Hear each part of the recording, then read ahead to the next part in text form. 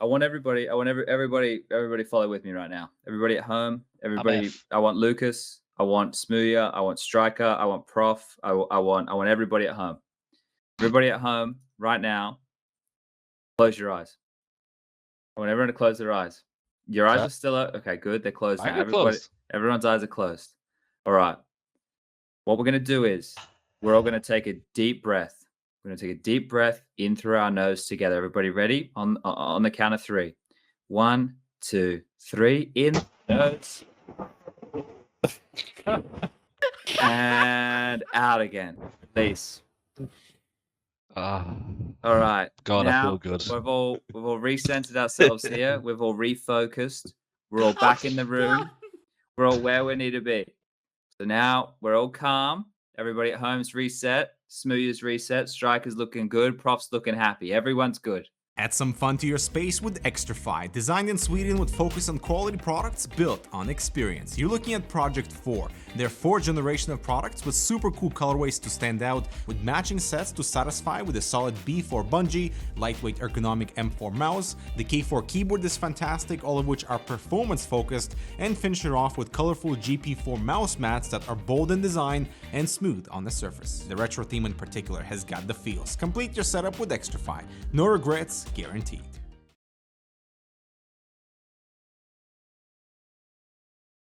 Fist bumps go to the teammates. I wanna see you falling fast. Win the round. Win the game. Parry Match, your esports teammate.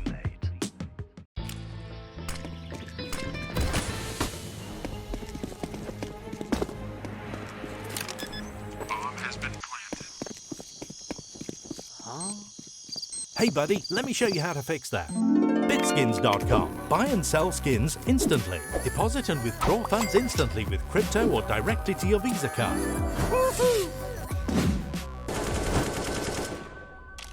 Bitskins.com, the best skin marketplace.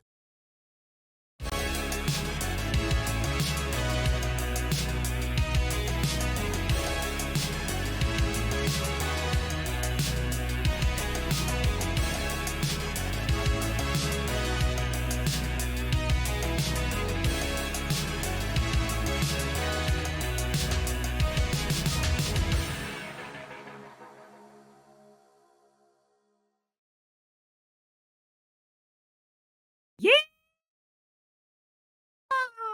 HLTV Confirmed episode 50 Scuffed Edition. Today, the boomers, which is me, will be using Zoomer terminology like scuffed. We're also going to say things like sheesh, and we're going to say, what's that? What is that? Is that the one where they do this thing? Is this the sheesh? They also say things like yikes, and the kids, they're cool, and they're hanging out, and they're doing all that fun jazz.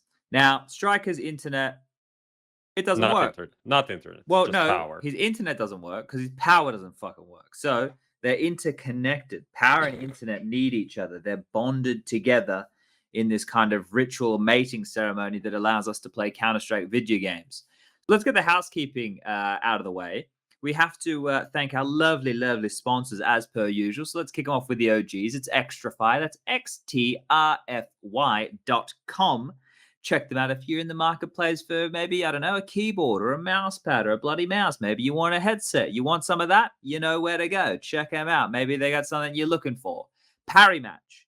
These guys, they do markets on gambling. But you know what I always say? I say gamble responsibly. But if you want to have a punt, if you're a consenting, third time's the charm, adult, head over there. You can gamble if you want. But remember, responsibly. Guys, be fucking responsible, all right? Just like me. And third, but not last, just third, all right? It's Bitskins. These guys, they got bloody skins. You want a karambit? They probably got one of those. You want a Dragon Law? I know you Zoomers love the fucking Dragon Laws. They probably got one of those too. So Bitskins, shout out to them. Now, we've got that out of the way. That's the sponsors. We love them very much so. But we've already spoken about Prof that the show is fucked today. Do you think it was cursed because it's the first one back, or it's cursed because it's number 50? Why do you think it's cursed? I don't know. I think it's Lucas. Lucas cursed it with his like he was too needy with scheduling, and it just fucked everything up. It actually turned out all right that he pushed it to 8, because if I did it at 5, I was filming some sponsor content today, which you guys are going to see during Pro League, and you're probably going to fucking hate it, but you're going to see it during Pro League. We were there until like 6, so I would have missed the first hour of the show. So it's lucky Lucas kicked the can down the road. Originally, it was supposed to be on Sunday, so if we had it on Sunday, then we had none of these issues. It would be all smooth sailing, or maybe it wouldn't be. Maybe tomorrow was going to be even worse, and like one of us is just going to die, and that's it. So maybe better to not have that. I want to show the people at home. Give me a second here. I think let me show it. My mic stand is scuffed. Lucas, is this working? He's gonna hate I did this, but my mic stand here is fucked. I had to use like a cable tie, right?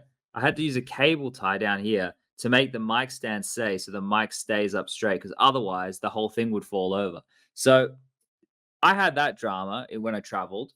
Then we had the booking of the show that was kind of all over the place, because tomorrow we have media day and rehearsal. So like trying to find a time, like rehearsal, let me tell you guys, I don't know if you've ever done a rehearsal before. Those things are endless. Those things, you never know where they're going to end. But basically right now, what we're doing is we're stalling. We're spinning plates. We're making it all happen because we have the super sub of guests, I suppose. The man with the plan. I don't know when we can like bring him in. I can see that. I can see him. Can I introduce him, Lucas? Wait. I have a question, guys. Am I allowed to keep my stream on? I don't see a problem with it, Lucas. Is that fine? YOLO, okay. YOLO? Right, boys, run it. I can hear me through your headphones. Or something. What? No. Hello? Oh. No, I got it muted there. I should be able to hear him. I don't know. I can hear something. Well, can you hear me now? Or like, can you hear yourself again now? No, yes. Something's in the background. Like, is there a TV in the background? That's not from me. I also hear it. Oh, dear. It's obviously something playing on your side. Oh, dear. I have nothing playing anywhere that I see. It sounds good now. Yeah. It's fine now? It's fixed now. You fixed Wait, it. Evan, don't listen to anything loud, please. Turn everything off because it's professional mode. I'm being serious. I'm doing big boy stuff now. He's getting paid. Exposure. Alright, let's go. Run it. All right. So, smooya, you're here. Thank you very much for joining us. You're going to take the place of striker. So, how do you feel about that? Sure, I guess. Yeah. It's cool. I was just trying to grind some FPL points, but instead I'm just here. Well, you're not wasting another night. Did you win that game that you were just playing? Of course I did. Came up clutch in the last 4 rounds, 8 kills. You know how it is. All right. Who were you playing against? That's besides the point. I got 8 kills in the last 4 rounds. Well, yeah, all right. I was. It was a stack lobby. It was a stack lobby. All right, fair enough. All right. So where are we at? I've lost myself, Lucas. I don't even have the thing open. I don't even have the bloody thing open. That one as well. This is horrible already. It's all falling apart. Is it Friday? No, let's go. Let's focus. Let's focus. Let's do this. Hold up, Lucas. Can you send me the link for the thing? I'll open the link for the thing. Let me sit properly as well, and we'll restart. Professional this mode. Second. Professional mode. Hold up here, everybody. Maybe I should turn off my own camera and my overlay here. All right. This should be fine for my stream now. All right, Lucas, you sent me the link. Thank you very much. Let me open this up. All right, I've got the link. Everything's fine. Everything's good. I'm going to hit reload frame. But I'm stupid, man. What happens if I show that thing at the top, the link? What link? Like, for example? Yeah, it's bad. But if they don't know the password to join, is that fine? What's going to happen? What's the worst thing that can happen, Lucas? What's the worst thing? No one joined yet, so we're completely fine. Completely fine. Yeah, but just put a complicated password and we should be fine. No. All right. Okay, I see what's going on. All right. No one's gonna figure it out. No one's smart enough, so. I'm so sorry. I don't know how to show you guys without. Hey, I've got an idea. Wait, let me add an image and just go across. But I have an idea. Keep it moving. All right. Hold up. We've said the episode number. We've explained what's going on. I don't feel like we even need to introduce everybody one at a time. We did the sponsors. Lucas, roll the bumper. More or less done. Roll the bumper. Let's get into the recent news.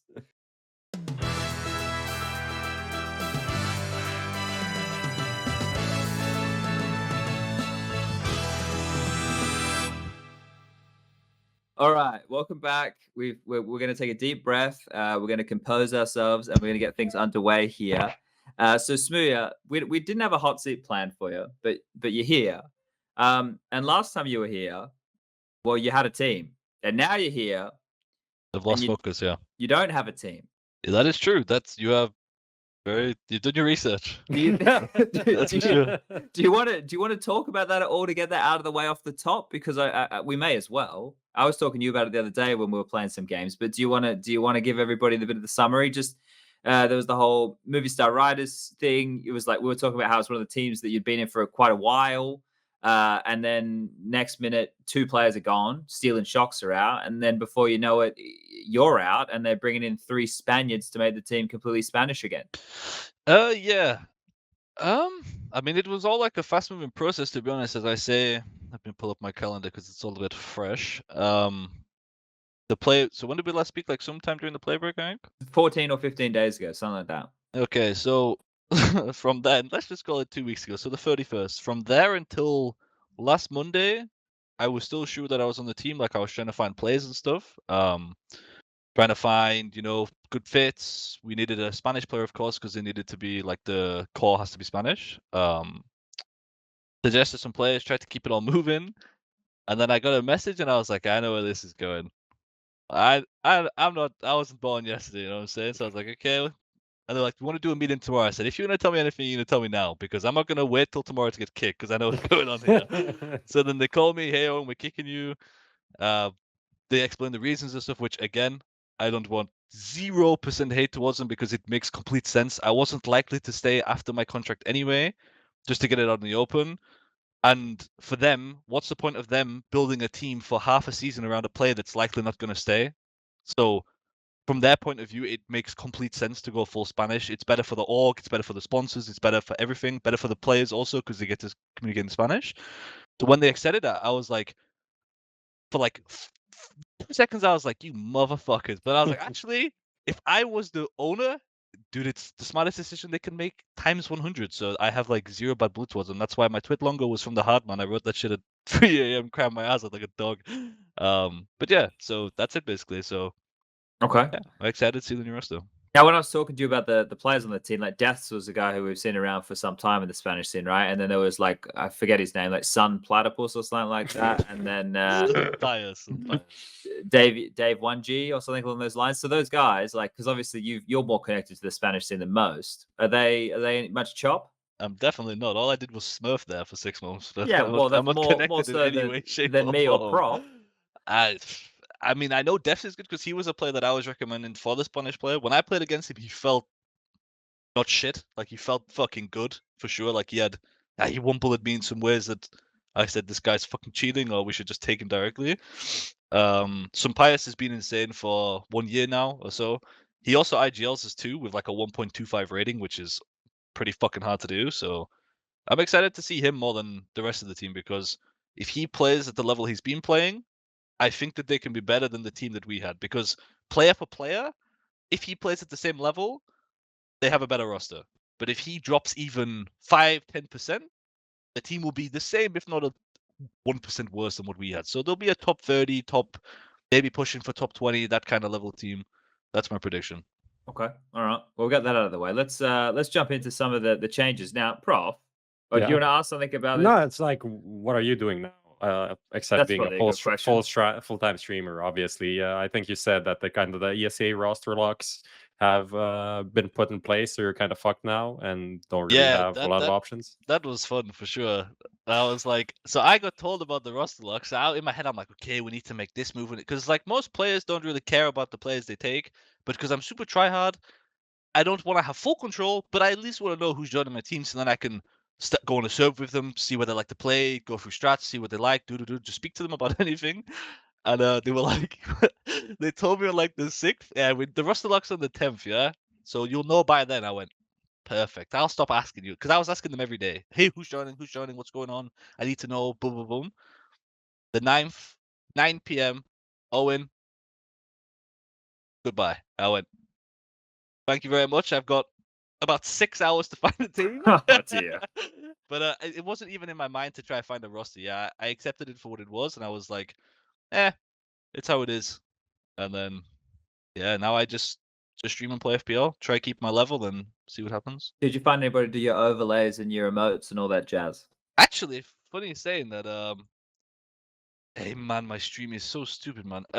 Someone from Stream Elements directly hold Alt and drag the. Hey, Lucas is trying to fix this right now. Hold Alt and drag this down. Hey, Lucas, man, it's not showing. Just make sure the password doesn't show, man. I've closed the page. What's happened, man? I've left.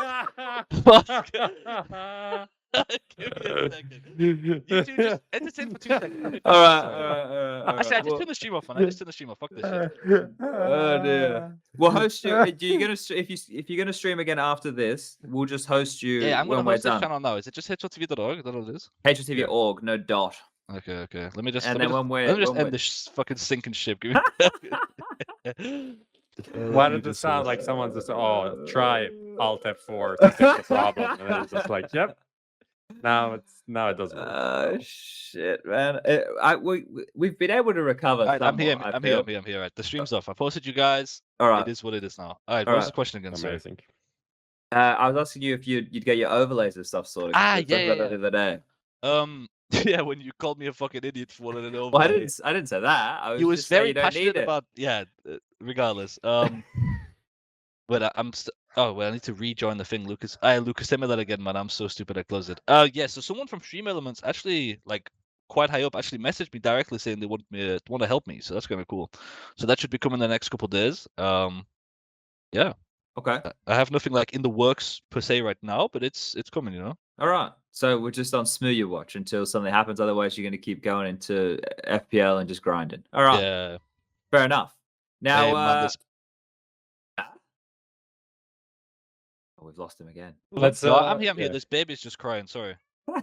All right. Let's jump into the next Right, I'm piece back, of news, I'm right? I'm here. All right, Yeah, so here's what we're focused. going to jump into. Now, Prof, if you remember rightly, when we had Smooya on the show, we were talking about the Zantara situation and the super team that was going on over there in Turkey. And Smooya told us if something was happening with Zantara's, he would have known about it. Do you remember that? I knew everything. What was going on? I knew when it was getting announced, the exact time. I knew who was in the team. I know how much they're getting paid. I know everything, but no one needs to know that stuff, yeah? Well, now we can't trust you. Of course you can trust me. I was just holding it down for my boy. Okay, no. Yeah, All but okay, but so this is what I need to get off my chest first of all, yeah. These fucking piece of shits in the comments that are like, "Hey, he's the fucking Rat King," and then when I don't give you some juice, this guy's a piece of shit. He's hiding information. I'm like, what the fuck is going on here? I can't win. 1 second I'm a snake, the next second I'm a piece of shit for hiding the information. Because if I told people I'm a Rat King, no. So yeah. I knew most of it, but of course I'm not gonna snitch on my boy, man. Okay.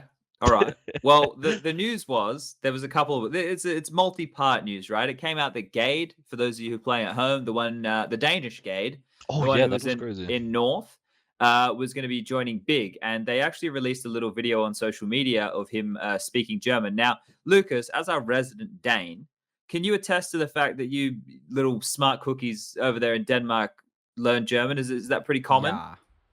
Yeah, genau. Yeah. He's My good. I don't speak German anymore, but we like start learning it from like grade 5 or something and up.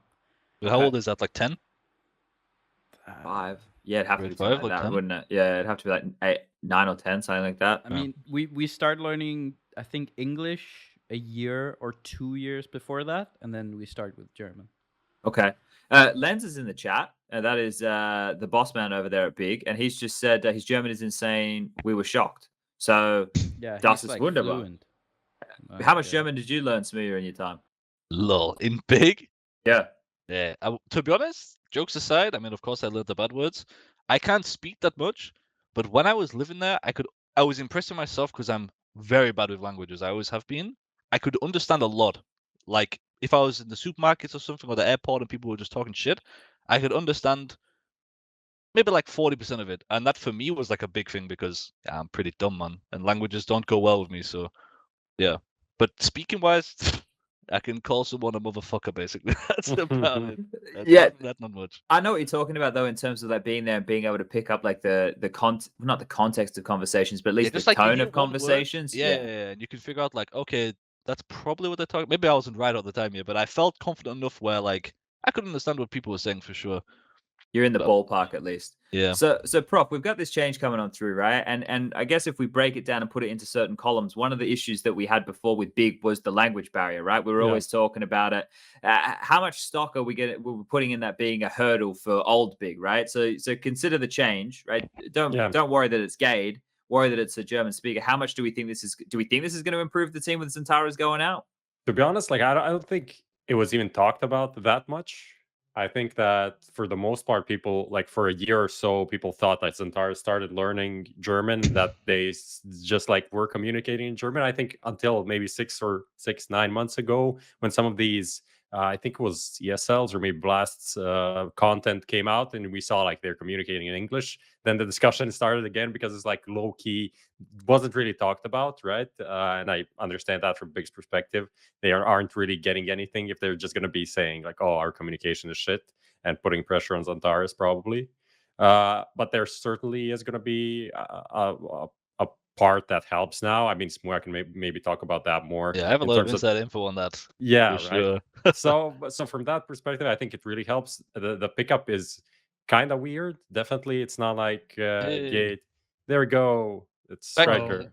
Yeah, the power's back on. Yep. All right, so everybody's back here. up. And now Cool. we're doing it. We're doing a. It was such a popular show last time, and everybody loved when smooya was here. We just bring the gang back together. Can't wait for Hey, guys. smooya to come back again. He's back. So There you go. There you go. There you go. The last episode, you guys were like, "Yeah, the episode with smooya was really good before." Like, let's hopefully that doesn't happen again. And I'm next on, I'm like, "Hey, welcome back again." Back again. Yeah, but that's as I mentioned. You know, every time you come on smooya, something happens. So maybe something good will happen after this one. You never know. Maybe I mean, he can't be dropped from a team again. So you're going to get picked up by a team. Yeah. He could get dropped from FPL though. Can we not bring any bad juju towards that? Because that was a genuine worry, and that's why I'm back on the grind. Because Mikey had some very stern words with me, and I was like, Mikey, listen, it doesn't have to be this way. I can be in FPL. You can invite me, and it's all good. So I'm back. I'm like 40 games deep right now. I didn't know that was a yeah. So no bad juju, please. I'm sorry. Because if I lose FPL on my team, then it might be, I don't know what happens next. Oh, yeah? It's something no one wants to see. The fucking rattlesnake Tesco situation all over again. That's not what we're looking for. Yeah, well, I thought I'd get a British joke in there for all the UK fans out there. What do you think about gate? The gate aspect, right? That's when it happened. Can we just get it out there too? I'm very comfortable with my sexuality, but he is a good-looking motherfucker. Yeah, when he posted that video of him speaking German, I thought, my God, they've done it again. So they found a model for all the big jersey and the stuff like that. So that's a +1 for sure. His German was like, I had no idea he spoke German like everyone else. Everyone was kind of like, what the fuck? But the communication thing he was talking about, it was quite simply Tabson would speak English at the start of the round. This is from my knowledge. And then they would just speak German with Xantaras. It was similar to me the first time. So they would say, Xantaras, we're going to finish A. Best of luck to you. And then if it was all taps, and if he needed to, then they would speak English a little bit, but not. It was mostly German. And you also hear it from like these Blast listens in too. There's a Dust 2 one I remember. They were speaking a lot of German. I think we have an echo from you coming. Okay, all good. Yeah, I heard it too. Yeah, it's coming from chat, I'm pretty sure. Fucking hell. But yeah, so I'm pretty sure that it will be good for them. I think it's going to free up Tabson a bit. I mean, if he doesn't deliver similar numbers or like the 1.1, the 1.15 like he used to, the team could struggle with firepower because little echo again. Xantaras will be missed for sure in that department. But yeah, overall it's a decent move. Like, because bigger team play, team play first. They like to kill people with flashbangs and all this shit. So maybe German will help them. I think I fixed it. Whoa! Your mic is getting boosted. That's what it is. You're super loud. Today is just all about surprises, isn't it? It's almost like it's our first show, not the 50th of the season. Can you try speaking again? But yeah, get your shit together, please. What is he doing? This animal. I'm scared. I think you're okay. If I talk, I think you're fine. It's fine. I'm kidding. It's fine. Sorry. Smooya, no. I shouldn't troll. I'm sorry. Around like that. No, you saw. It's fine now. There's no echo. Also, there's going to be an echo. Hello. It's just going to happen because of the in-ears. I don't know. I don't know what's going on. No, but I it was just feel- like your mic was getting boosted, and so we heard much more than we usually, I think. All right, here's what we're gonna do. I want everybody. I want everybody follow with me right now. Everybody at home. Everybody. F. I want Lucas. I want Smooya. I want Striker. I want Prof. I want everybody at home. Everybody at home right now. Close your eyes. I want everyone to close their eyes. Your eyes Yeah. are still okay. Good. They're closed Mine now. are closed. Everyone's eyes are closed. All right. What we're gonna do is we're all gonna take a deep breath. We're gonna take a deep breath in through our nose together. Everybody ready? On the count of 3. 1, 2, 3. In nose. And out again. Release.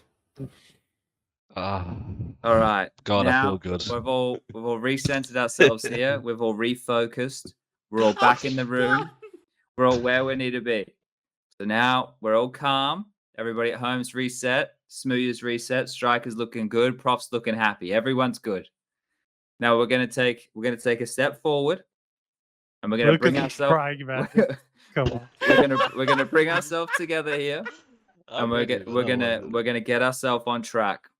If our Because producer could stop crying, There's been a lot of laughter would There's be been a lot of people. I've been a lot of people asking when the next HLTV Confirmed is, and right now we're offering them up shit, right? And we don't offer up shit around here.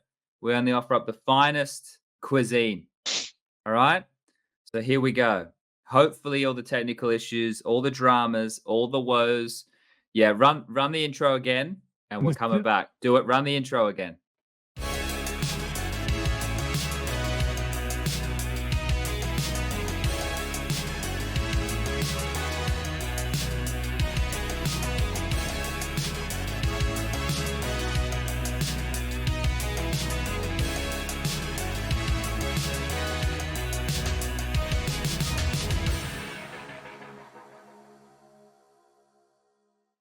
HLTV Confirmed episode 50, the Scuffed edition. We are here tonight to bring you all the latest news coming out of the player break. We got Striker. He's here. He's had no problem. Striker, how you going?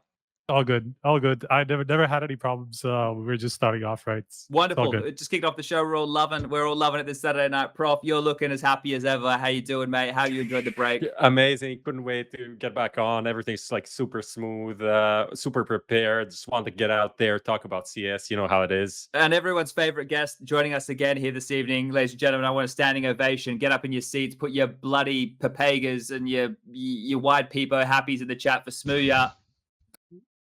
Hello, guys. Welcome. All right. This is fun. All right, we're back in the room. We're talking about Gade. He's joined bloody big. It's crazy. It blew everybody out of the water. Who knew that Danes could speak German? It's crazy, man. Zentaras, he's gone. We know that. We'll cover that in a moment. Gade to this team. Striker, I want to hear from you. Do you think the big are going to be better now with this language barrier out of the way? And will Gade be able to produce the same in terms of an individual as Zentaras, or is that where the drop-off's going to be?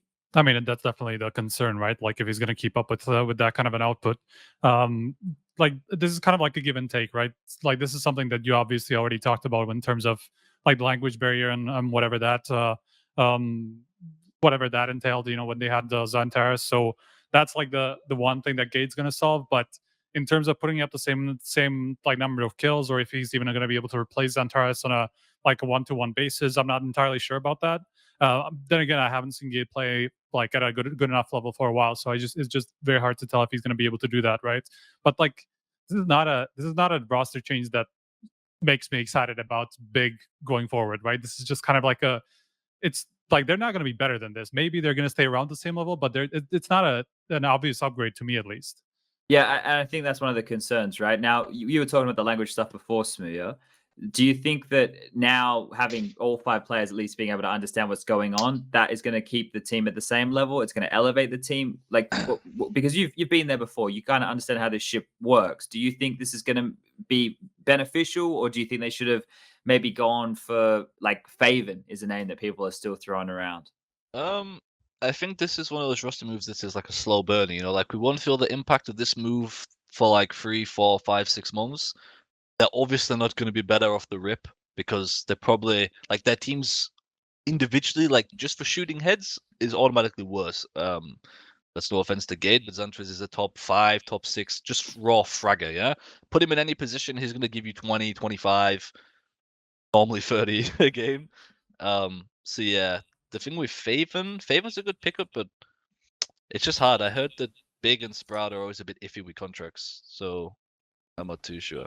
But Yeah. I think it's a good pickup in the long run. Yeah, I don't think, as I say, you're going to feel it right now. Boom, Big at #1, top 3 like this. It's going to be gradual, but I think they're on the track to be.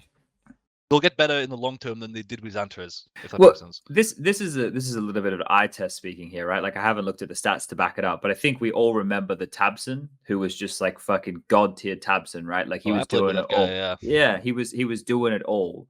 But obviously, with what you were saying, Smooya, about the way that they've had to communicate and him having to be that translation point from German to English to micromanage another player, his game is always going to get hurt, right?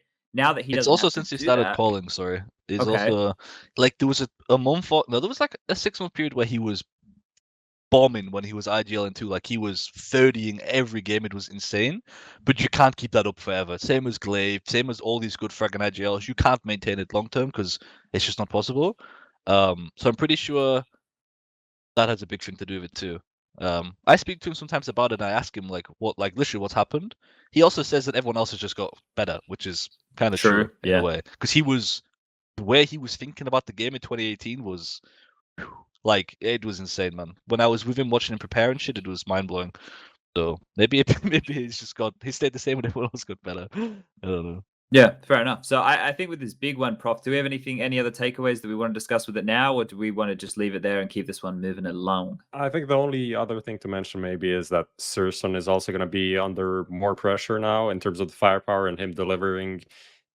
2020 was an amazing year for him. This year, not that much, and he had some dips. So if he can be like that consistent opping presence and be like on that 2020 level for Big, I think that is also going to be kind of a factor for them to stay a top 10 team. I think that is the kind of the frame that I'm looking at them. Like, can they maintain being a top 10 team? And with that, I think that would be like okay for this roster. Well, one of the things as well, I was just looking up there, like that's a really good point about Sirison having to either be more consistent or that level. But is the age? So Zentara's going out, he was 26. Gade coming in, he's also 26, right? Tizian's 25, Tabson's 26, Sirison's 25, Keto's the young boy in there, like 21, 22, or whatever it is. Like when you consider this, right? When we take a look at that, it's not like they're bringing in somebody to build around for the future. Like it doesn't feel like Gade's not a long-term prospect for the team. Like this is to make the team better now. And with what you're saying, Smooya, like that we might not see it like instantly. Like you're saying it's low burn, so that's one of the problems they might have. So first of all, they're going to have to try and hold on to the position they currently have, which they are number 10 in the world, right? And then to see if they're able to push it any further with this language barrier, because I think you're going to be able to tell pretty quickly, right? Like I know what you're saying. It's going to take a while for Gade to learn the system and how they want to run the team, and obviously not having that language issue anymore. But if you don't maintain the position you're at with Zentara as before, and now you've gone back to the native language for everybody, well, it's not native for Gade, but everybody can speak the language fluently. You haven't built for the future. So what the fuck are you doing then, right? So I think there's some questions to ask for Big. Maybe this is like they do it for 6 months and they see what happens. Yeah, like a trial period. Yeah, I don't know. It's just a hard one because it's not youngsters for the future. It's not like they've taken, but they do have the academy team, right? So I guess if it all falls to shit, they can just take academy. No, they don't put him there, but they promote a couple of the younger players from the academy team to replace, say, like a Tizian if he's not doing great, and they replace like a Gade if it hasn't worked out type thing. I'm just speculating here, but like. This isn't like what Vitality have done with Masuda and Kyojin. We know where the next gen are going to come from, right? Just pick up some Faceit players. Yeah, I guess. Just hit the premium queue. There's not many premium good Germans. They're all cheating, man. all they're in team in Prem queue. If they're German, they're safe call cheating, man. I lost to some guy the other day. I don't know his name. I might find it actually. This guy was cheating for sure. But I mean, the thing with the roster move, I think that you kind of have to get worse, though, right, to get better in this situation because you're taking out a fragger. And I think where Big XL, at least when I played, is they've never really outshot people. Even when they were number 1 in the world, when they were just showing everyone, they were just outplaying everyone. So I think that with time, it can work. I mean, do I think it's a good move? it's a good move for Xantares, that's for fucking sure. Well, we'll get to that one. Okay. Don't worry about Yeah, that. We'll but get to that one. It's just hard to say. You just have to see. Like you can't make any guesses. Do we want to jump to that one? Yeah, let's jump to that one. Yeah, sure. All right. So Oh shit, sorry. you may no, that's No fine. worries. We can jump wherever we want here. But you're saying it's good for Xantares. What? Very Like good. the team that's just been formed, right? This is very, very recent news for everybody. Is as it's being dubbed the Turkish super team. Now The Hulk. it's not exactly as to what we were led to believe. I think we thought that the fifth was going to be Turkish as well, but it's ended up with the squad of Woxic, Xantares, Calix. Those are the three that we were all wanting to see together. Imor comes in as the fourth, and then Issa comes in as the fifth, which I think blew everybody's socks off. And then an individual called Bishop as the coach of this team. Now they're known as Eternal Fire. Now, Smooya, we may as well pick up where you just left off. You said it's good for Xantares. Like, do you think this is going to be better for Xantares going forward than B? I mean, so I know Jan quite well. That's his name. Well, Ishmael Jan for people that try to correct me. I know it, but I call him Jan. You can call him by his first name. I call him Daddy usually, but that's not for sure. But as I say, like what I understand with him is he wants to play the position he wants to play, and he wants to frag because he knows that's how he's most impactful. He's not going to outplay you in some crazy rotation. He's going to tell you, type in chat, I'm playing ramp on Dust 2, come peek me, all five, I'm going to headshot you all. That's Xantares in a box. Like, you get what you see, you know? And in Big, from speaking to him myself, he didn't get all the positions he wanted, which is fine, you know, you don't get everything. But he also felt like he wasn't being used properly. So, from my understanding, not only is he happier, he gets, well, in the future speak Turkish, which is a big thing for him too, because he's good at English, but he's not comfortable even now. That's just like common knowledge if you watch his streams and stuff. He's not the best English speaker. He's good, but you know what I mean. Yeah, he's happier. He gets to play with his friends that he's been friends with forever, and he gets to speak Turkish. So it's like a win-win-win. And all he loses is bad positions. So I mean, but he has the in-game lead, right? Oh, watch out for that. That right there might fuck up the project because I can tell him he's a very good friend of mine. Even I'm like, all right, let's see how this fucking goes because I have no idea. I honestly, that also shocked me. I have no clue. Now, he doesn't seem like something. He doesn't seem like much of a talker, huh? Oh, he talks. Okay, that's for sure. Maybe not in the. Yeah, I don't know. Honestly, it's gonna be fucking crazy to see my GL. Well, who else is going to on that team, right? If it wouldn't be him, Woxic, no. Calix, I don't know his personality enough. Imor, I don't know anything about him really, and Issa, I wouldn't think so either, right? Like, so it's kind of just fallen in his lap, I guess. But when you wrote this article here, Prof, right, and you wrote Super Team, right? Like, when we're throwing Super Team, is that because of the trio? I mean, these are the best Turkish players. I think even Imor as the fourth, I think, is just in terms of. Oh, he's insane. Actually insane. No joke. I think he might be the second best player on that team. Okay. That's big. I mean, statistically, he is also. Yeah, but he played against like worse teams, but even the little that he played against like top 20, top 30 teams, he had good stats. Yeah, he's a very good player.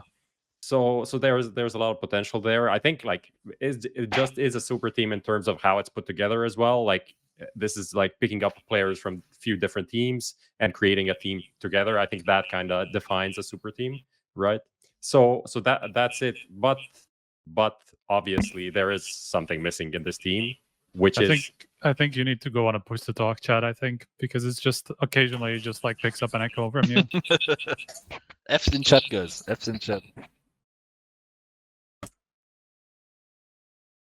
I think calling it a super team's fair though, because as you say, it's the best 3 or 4 players from Turkey, so it is a Turkish super team. But as most super teams, it mostly is just like it's built on firepower. Like these are the best individual players, but are they going to work together? That I have no idea. Like I have an idea. I don't think it's going to work as these 5 players, but I think with like one roster change, they can be a pretty good team. But that'll just take a bit of trial and error for them to get there. Where do you think they're going to be in the world? Top 20, top 15, top 30? I'd say top 30 is reasonable. You think I top don't know about 30? I don't look, like, the thing is, like, if you look at the individual pieces, yeah, sure, they're like all very skilled, but like these days the top 30 is mega competitive. Like, if you think about it, like Endpoint is like a top 30 team, and like let's think of the Endpoint of previously, right? Not the new version now, that they obviously going to take some time to get up to speed. And like, sure, like this seems like a better firepower, kind of like that type of a deal, but it's still a new team. Like, it's going to take a while for them to work their way up. So I don't think we should just like set the expectation at some like top 15, which is essentially where you get to like the biggest organizations in the world and those kind of teams, right? Yeah, that's true. I mean, I'd think more like top 20 though. I think that's that reasonable down Renegades the is line. 20th. Renegades is 20, 21 is Evil Genius, 22 is Extra Salt, 23 is Ents, 24 is Sinners, Gade, Endpoint, Fiend, Akuma, AGO, K23. but you can also look at the teams outside of the top 30, and there are pretty good teams, like decent teams there. I don't like, see it on there. like That's the problem. The Dignitases and They're stuff like better that. than Dignitas. Don't be rude now. I mean, they played literally 0 games. How and can they're you say better that than Dignitas. I mean, on paper, the players are maybe better, but it doesn't have to translate into anything. Like the O PLANOs and stuff like that. These are teams that have good That's true. players and are still struggling, right? So I believe in this. What I might get most curious about is just this in-game leader thing, because like that's the biggest question mark, 100%. Like, how the hell is that going to work? They don't even have a coach that I'm particularly familiar with. Maybe he's great. I have no idea, right?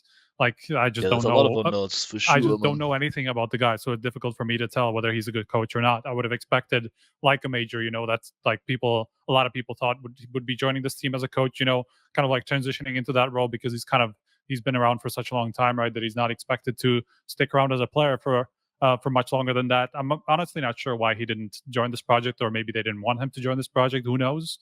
But I would have expected him to be kind of at the head of this and just make sure that they're up to par strategically, as just with teamwork, and try to make it work in game, right? Like, that's like that type of a person that I would look for.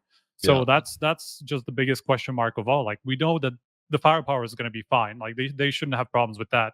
But are they going to make it work with roles? Because it's like a lot of these people are kind of used to having like there's a lot of egos. We can just say it how it is. There's a lot of egos on that team. 100%. Like, you have, I guess, even Issa, even though he wasn't even used that way too much in OG, like, he kind of is a player who kind of needs his space. And like everybody else literally in this team was kind of like a star of their previous rosters at some point. So it's kind of, that's always going to make it difficult to make work. So that's kind of like by far the biggest question mark I have about this team. Oh, that's true. Yeah, I mean, there's also the issue with just like the language as well, because obviously they speak English, man. The first they're going to be speaking English for the time being, since Issa isn't from Turkey, and Jordan, Turkey, they don't speak the same language, if you didn't know. So, but he is apparently taking lessons, and the plan is for the team to go have a boot camp facility or something in Turkey. So he also moved to Turkey and lived there. So maybe that's full crazy. Maybe he can now, I don't know, learn the language. Yeah, better than the Zantares big thing went. But that I also see as a problem. And also, I think, like, does this team actually have a support player? I'm not really sure. Like, Calyx is maybe the most like anchory player out of these. And maybe Zantares to some degree as well. But it's hard for me to see these 5 players work together. It just seems it's like 5 amazing fraggers, and I don't know. That's the issue for me. But at the same time, like, I'm super excited. Like, it's fun, right? It's that's so all fun. It is. Yeah, it's so fun. It's excited to watch sparks fly. Yeah, you don't see these types of teams put together a lot. Like, there's kind of a reason for that as well. It's not just that. First of all, it's kind of hard to put people like with this much firepower together. Like, it's just usually they're just tied down by contracts, right? It's kind of like it's pretty ridiculous that it all kind of came together at the same time. Zantares' contract with Big was coming to an end. OG has been on the bench in Issa has been on the bench in OG for a long time. That like they're probably just fine with letting him go. Yeah. So it's kind of like that type of the perfect storm for them, that they just actually made it work all at the same time, which is kind of fun. But I'm curious about how it will work. I'm definitely skeptical. Am I the only one that thought that Xfloud was going to join? Because he also was another Turkish player that got released from contract. Yeah. I was like, it's all lining up now. Issa? I was like, wait a second. Let me Yeah. refresh a couple times. And I checked again. I was like, oh fuck, what's going on here? So Yeah, I mean, then, it seemed like he was at least one of the options, along with Paz. That was like the first reports that came out was like Paz. Then oh wait, somebody I can said, say actually a little insider. I got told by Xantres that Paz was on the roster. This Right. was he told me 3 months ago or so. Yeah. So I was like, that would make sense. A guy that has been a supportive role for 1 to 2 years, probably could IGL if he needs to. You know, he will do the bitch roles. But Issa, I mean, he can do the bitch roles for sure, man. He did it in OG, and he wasn't bad in OG. People think because he was benched, he played bad. He just wasn't the Issa that we knew from Right. Hellraisers.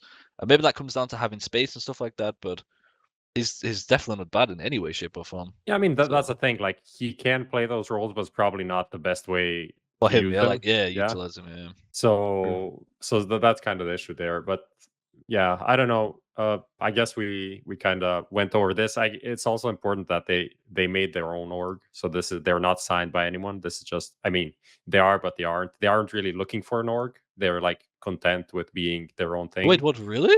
yeah.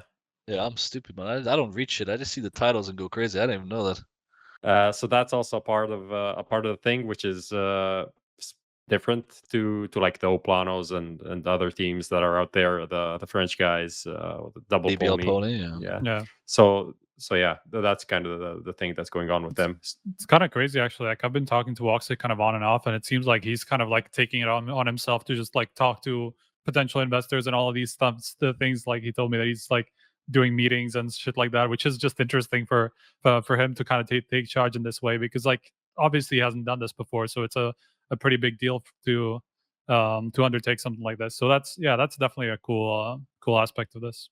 It's crazy, man. The support those guys have in the Turkish scene is fucking mind blowing. They have nearly 20k followers already, man. Seriously? It's 17.3k they have. And they have done like no giveaways or so. They've just announced it with a picture of fucking Hulk and then a picture of the team and then a little guy with a flag. And it More than like, I gathered in 7 years, man. Fuck me. It's like think that Endpoint's been around for like however long, and they have like 20k or so, and they've had like investors for so long and shit like this. They just say, "Hey guys, we might play together." 20k followers, like it's fucking crazy, man. Like I mean, even the news post has 700 comments, so that's like that's a fucking, lot. Yeah, that's big shit. Yeah, it's pretty crazy, man.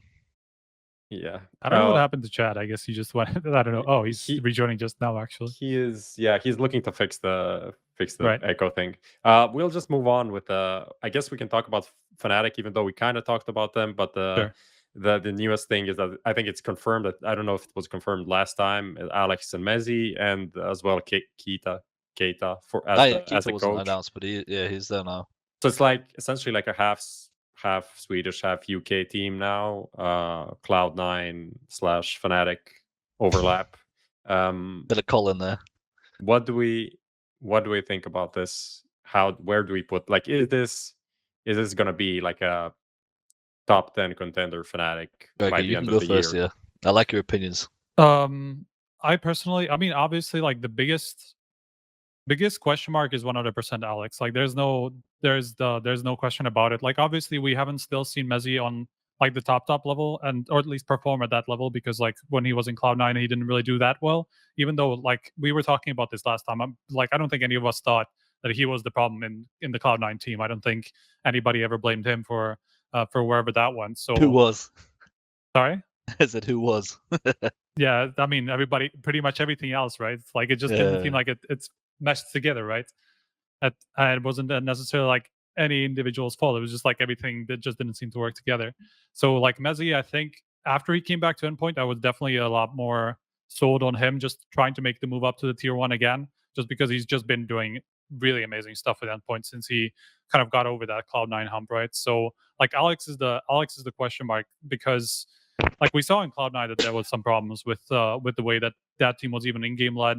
Like a lot of the times the playstyle that they used just wasn't really perfect, right? This was kind of like seemed like kind of like a weird mesh of like the NA playstyle, where like you just go through smokes a lot and shit like that, and you just do kind of like crazy individual plays. And sometimes it looked like there was a system behind it. So like that's the biggest question mark for me. And the second thing is just whether the Swedes are going to be able to adapt to an international roster, because none of them, neither Brolan or Crims, have played in one, and so like this is a big step for them as well. So that's the two biggest things that I'm going to look at. Yeah, I mean, one thing that people don't really talk about is like the communication factor, because usually we think about the Scandinavians as, oh, they are good in English, but it doesn't really have to be. Mean that these players actually are good in English and communicating in English. So that could also be kind of a hampering factor for Crims, Brolan, that part of the team, Jaquinho maybe. I don't know how that will pan out. What do you think, Smooya, about the UKians? I mean, first off, I'm happy for Alex and Misc to get a team. Hopefully, it's a home for them. Especially Misc, because I know how he works very fucking hard. We have a bit of a microphone issue going on here, but I'm just gonna mute chat and keep it moving. Yeah, I can't. You're fine, because like your mic is just getting boosted randomly somehow. Like when you don't talk for a bit, it just gets boosted and it's just picking up a lot from your background, I think. Did you fix it on your side, Lucas? You fixed it on your side so that the viewers don't hear it? Okay. Sorry, what was I saying? Yeah, I'm happy that Messi and Alex have found like a home, because I think, I mean, to any org, having someone like Alex and Messi is a bonus. I think Messi could be, in the long run, a top 20 player if he keeps on the way he has been. The form he showed in Endpoint was kind of disgusting. Like, in such a short turnaround from when he was looking unimpactful, not that good in Cloud9, then he took Endpoint solely to top 25. Like, without them, they're not top 25. It's how it is. It's cool to see.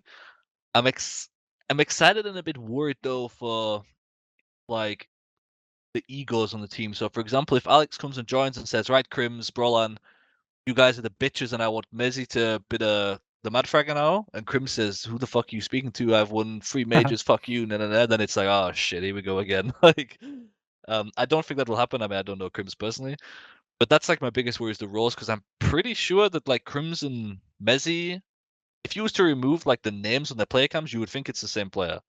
Maybe they play a lot of the same positions, even, right? Yeah, on all the maps they play like 5 of the maps they play identical positions or some shit. So it's kind of like, fuck, like that's the last problem you want to have on a team, especially when you're throwing it all together. Like, best of luck during the play break. Apart from that, it's pretty sick, man. There's this whole meme, smooya to fnatic and stuff, dude. Jaquinho, when I pracked him when I was in Movistar, that guy's an animal on the AWP, man. I'm not fucking kidding. So people watched him rifle for 5 out of 6 weeks and said, this guy's so bad. No. Bro, he was rifling. He opted for one event and had the highest rating on the team. Yeah. Let the guy at least be shit, instead of he had one chance, he played really well and you want him kicked. It makes no sense. Like, so I'm excited to watch him play, because that guy can flick like a motherfucker. That's for damn sure. So I'm excited for that. And yeah, just player clashes and the roles and shit's a bit scary. Yeah.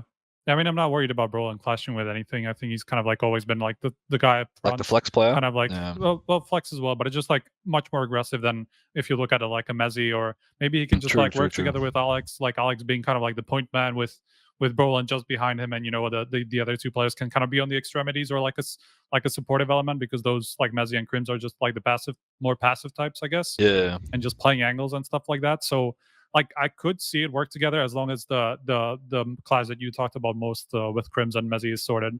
I feel like it can work, because like you can kind of push them to the side, like one to each side and stuff like that, and they're going to be able to make it work. But I'm not sure if it's just something that Alex is going to have to figure out, because that definitely seems like the biggest problem in terms of at least roles. The rest of it's hard without ZywOo together. What, sorry? Hard without ZywOo. Oh yeah, that's no ZywOo, no trophies, man. That's shit.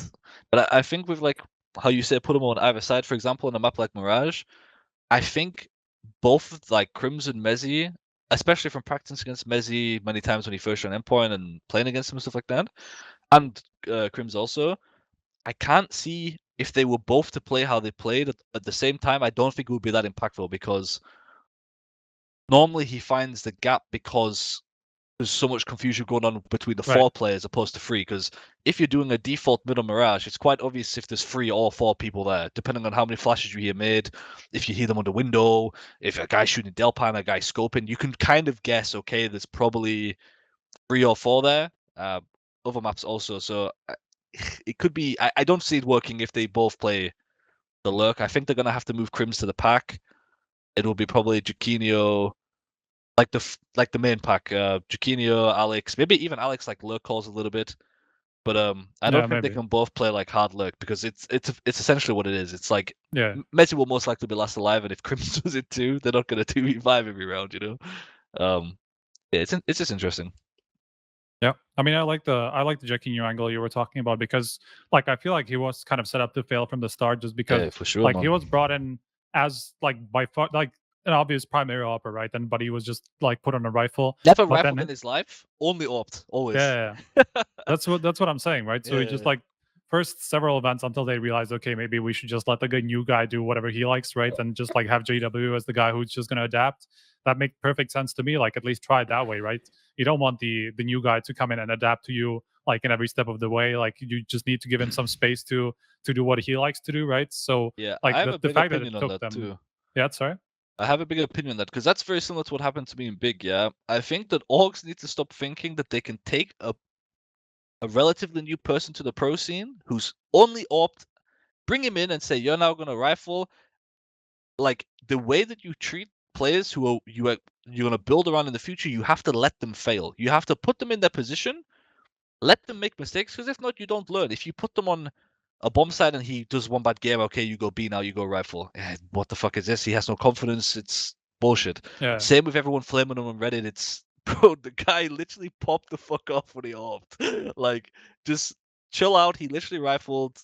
Let him do his thing. And for any orgs that want to buy a player or take a player to come in your team, if he's an AWPer, let him AWP. It's quite simple. Don't buy a player and make him play PX Mirage and then complain that he was bad. So like, it's as you said, he was set up to fail. But I'm excited to see him. I honestly think he's going to be insane, like a 1.15, 1.1 kind of guy. Be exciting. I mean, in general, like with that approach, usually how things go, like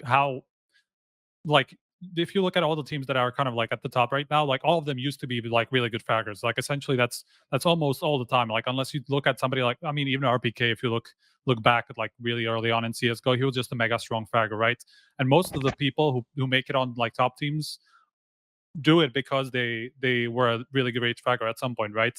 At some point they will just transition into a support player, but it's never the new people, or it never works out that way. It's always the older people who kind of transition into a different role because they want to accommodate some new guys, some new like. Well, they want to keep a career. Hot.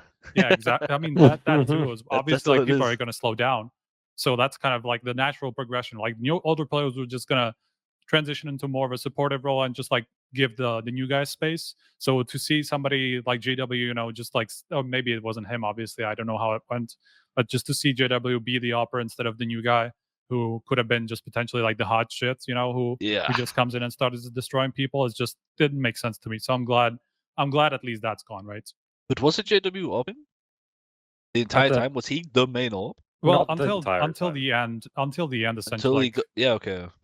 That's fucking like the last couple. I think JUGi was AWPing for like 2 events or something. Like at the towards no the more end. Than that, yeah. To be honest, they didn't play much. In the last like couple of months. So I guess that's kind of the thing. They did switch like 2 months ago or something like that. But yeah, that's the fnatic thing. I guess we can move on. The next thing. Yeah. Also, Chad is. I don't know where he is. He's not on the show anymore. He's not on the show anymore. Thank you. He got tilted with issues. And to be honest, like this is super tilting because I had the same issue on the next episode, if anyone remembers. It's just like for some reason your microphone just gets boosted to the max all the time and you can do nothing to stop that from happening. And it's very annoying because you can use it normally and then magically at one point it's just like super loud. But yeah, the EG one, this is a SPUNJ special. Unfortunately, he's not here because this is literally the funniest thing ever. Even though it doesn't mean anything actually at this point. Daps replacing Stan on. My camera. Sorry for Lucas. Okay, this is talking. I'm here. Daps replacing Stan temporarily for EPL. First thoughts, first reactions to this news, please. I could go first. I'm I think AFK right now. I think it's just like such a massive beat, right? Just because like it was always the other way around. where just stat just comes into a team that daps is a part of it, essentially like gets kicked, right? So that's kind of like a funny turnaround. But obviously, like this is just a temporary thing. Like people shouldn't make too much out of it. I don't see. I wouldn't look too much past of what was said on record. Maybe just Stan doesn't feel up to for whatever reason. Maybe it's like it has to do with some health problems, or it's just a mental thing that he's just not ready to come back into and play, right? Or maybe just whatever is personal going on in his life, right? So I would not look past that. I think he's just going to be part of the lineup whenever he's ready to come back, and it seems like that's going to be relatively soon, like right after Pro League. He's going to come back or come to Europe and play and blast with them. So yeah, that's about it. I wouldn't look too much past that. I mean, it's a crazy situation. Yeah, I think even before this, he was tweeting something about just like traveling from the US to Canada or whatever, there being like a 2-week quarantine, stuff like that he had to go through. Which, when you add that to the break, which isn't super long, and people complained about that before, for about EPL starting so early, then you don't really have a lot of time overall. So I guess they just decided, like, okay, if any time is good to like extend my break for a bit, then it's now. Better now than later in the season. So kind of makes sense, even though it's as fuck, and who knows what happens next in this like crazy saga of EG and daps and Stanislav, of course. I think that they should have to give a better like, I mean, of course, if it's super personal, then you can't, but it can't just be, I don't feel like playing right now. I'll see you guys in a week. Like, that feels a bit crazy. Yeah. I mean, I wish I could do that. It has to be something personal, or it's not something just specific going on, right? That I feel like it's not just just him just saying, fuck it, I don't feel up to. Yeah, exactly. Like that'd be kind of crazy for sure. So that's just one of those things. It's just, sometimes these things happen, and there's not much you can do about certain things that happen in your life. So, what about like moving on in the rumor mill? Was the O PLANO in talks with Nordavind report, which was also not signing MSL's team apparently. Danish CSGO leagues delivering day in day out with these news. They did get Isa. So props for that. But it's a super about 30 minutes before it went live, by the way. But yeah, okay. classic. What do we think about this? Is this a realistic chance for this to happen? They did just lose O PLANO, that is, to Overdrive's team, known CIS reporter / interviewer / the rich guy that pays people to go to LAN with him. This guy. Yeah, that's exactly that's the guy. So I'll say it. Don't worry. is it possible? Can this happen? And will it be just like the dumbest name / team combination in existence right now? Go on. That's why you're asking me, man. I'm boys with all the Brazilian guys. I don't want to talk no shit. I mean, best of luck to them. I hope they get what they need, and their lineup's just a bit crazy, right? They have like 9 people interchanging the roster and shit. It's fun. Will they be like coming to EU? Do we know that? Or I mean, I would say that's the assumption, right? Like, why would you play an NA with especially if you're with a European org and stuff? I mean, if you're Nordavind, you're not gonna pick up an NA team, right? Like, I mean, if they come to EU, then it would be cool. Then it's a good move for sure. But if they're just gonna get paid by Nordavind to stay in America, then I don't know. But if they come to EU, it's good. I mean, I also just wish the best to all of them, because I think they have a lot left to give for sure. And their team is a bit meme for sure. Like, it's, there's some more Brazilians that are free right now. Maybe Cold Zero joins and they make a 7-man roster. Maybe Steel joins to take an 8-man roster. Who fucking knows? They just have 2 different lineups, one for T side, one for ZD side. But yeah, I wish the best for them. They're all, some of them are a bit misunderstood, but they're all very good people for sure. Did you play against them in practice at all? O PLANO? No, not one time. Oh, actually, yeah, we played them on Vertigo one time, I think. And yeah, don't worry about it. I wish the best. Didn't go so well, huh? I went well for us, but yeah. Okay. Practice is practice. We were prac heroes, man. Yeah, I mean, it is a weird combination that you were referring to, like, right? But I mean, I'm guessing Nordavind just got some investment or something like that, because it doesn't up to this point. They just didn't. Money. Okay. I've heard from people that they got dollar bills. Okay. They have I imagine they got some investment, yeah, because like I don't see how they would just transition into a team like this. Obviously, like maybe like at this point, it doesn't seem like that's big of a step up in terms of a level.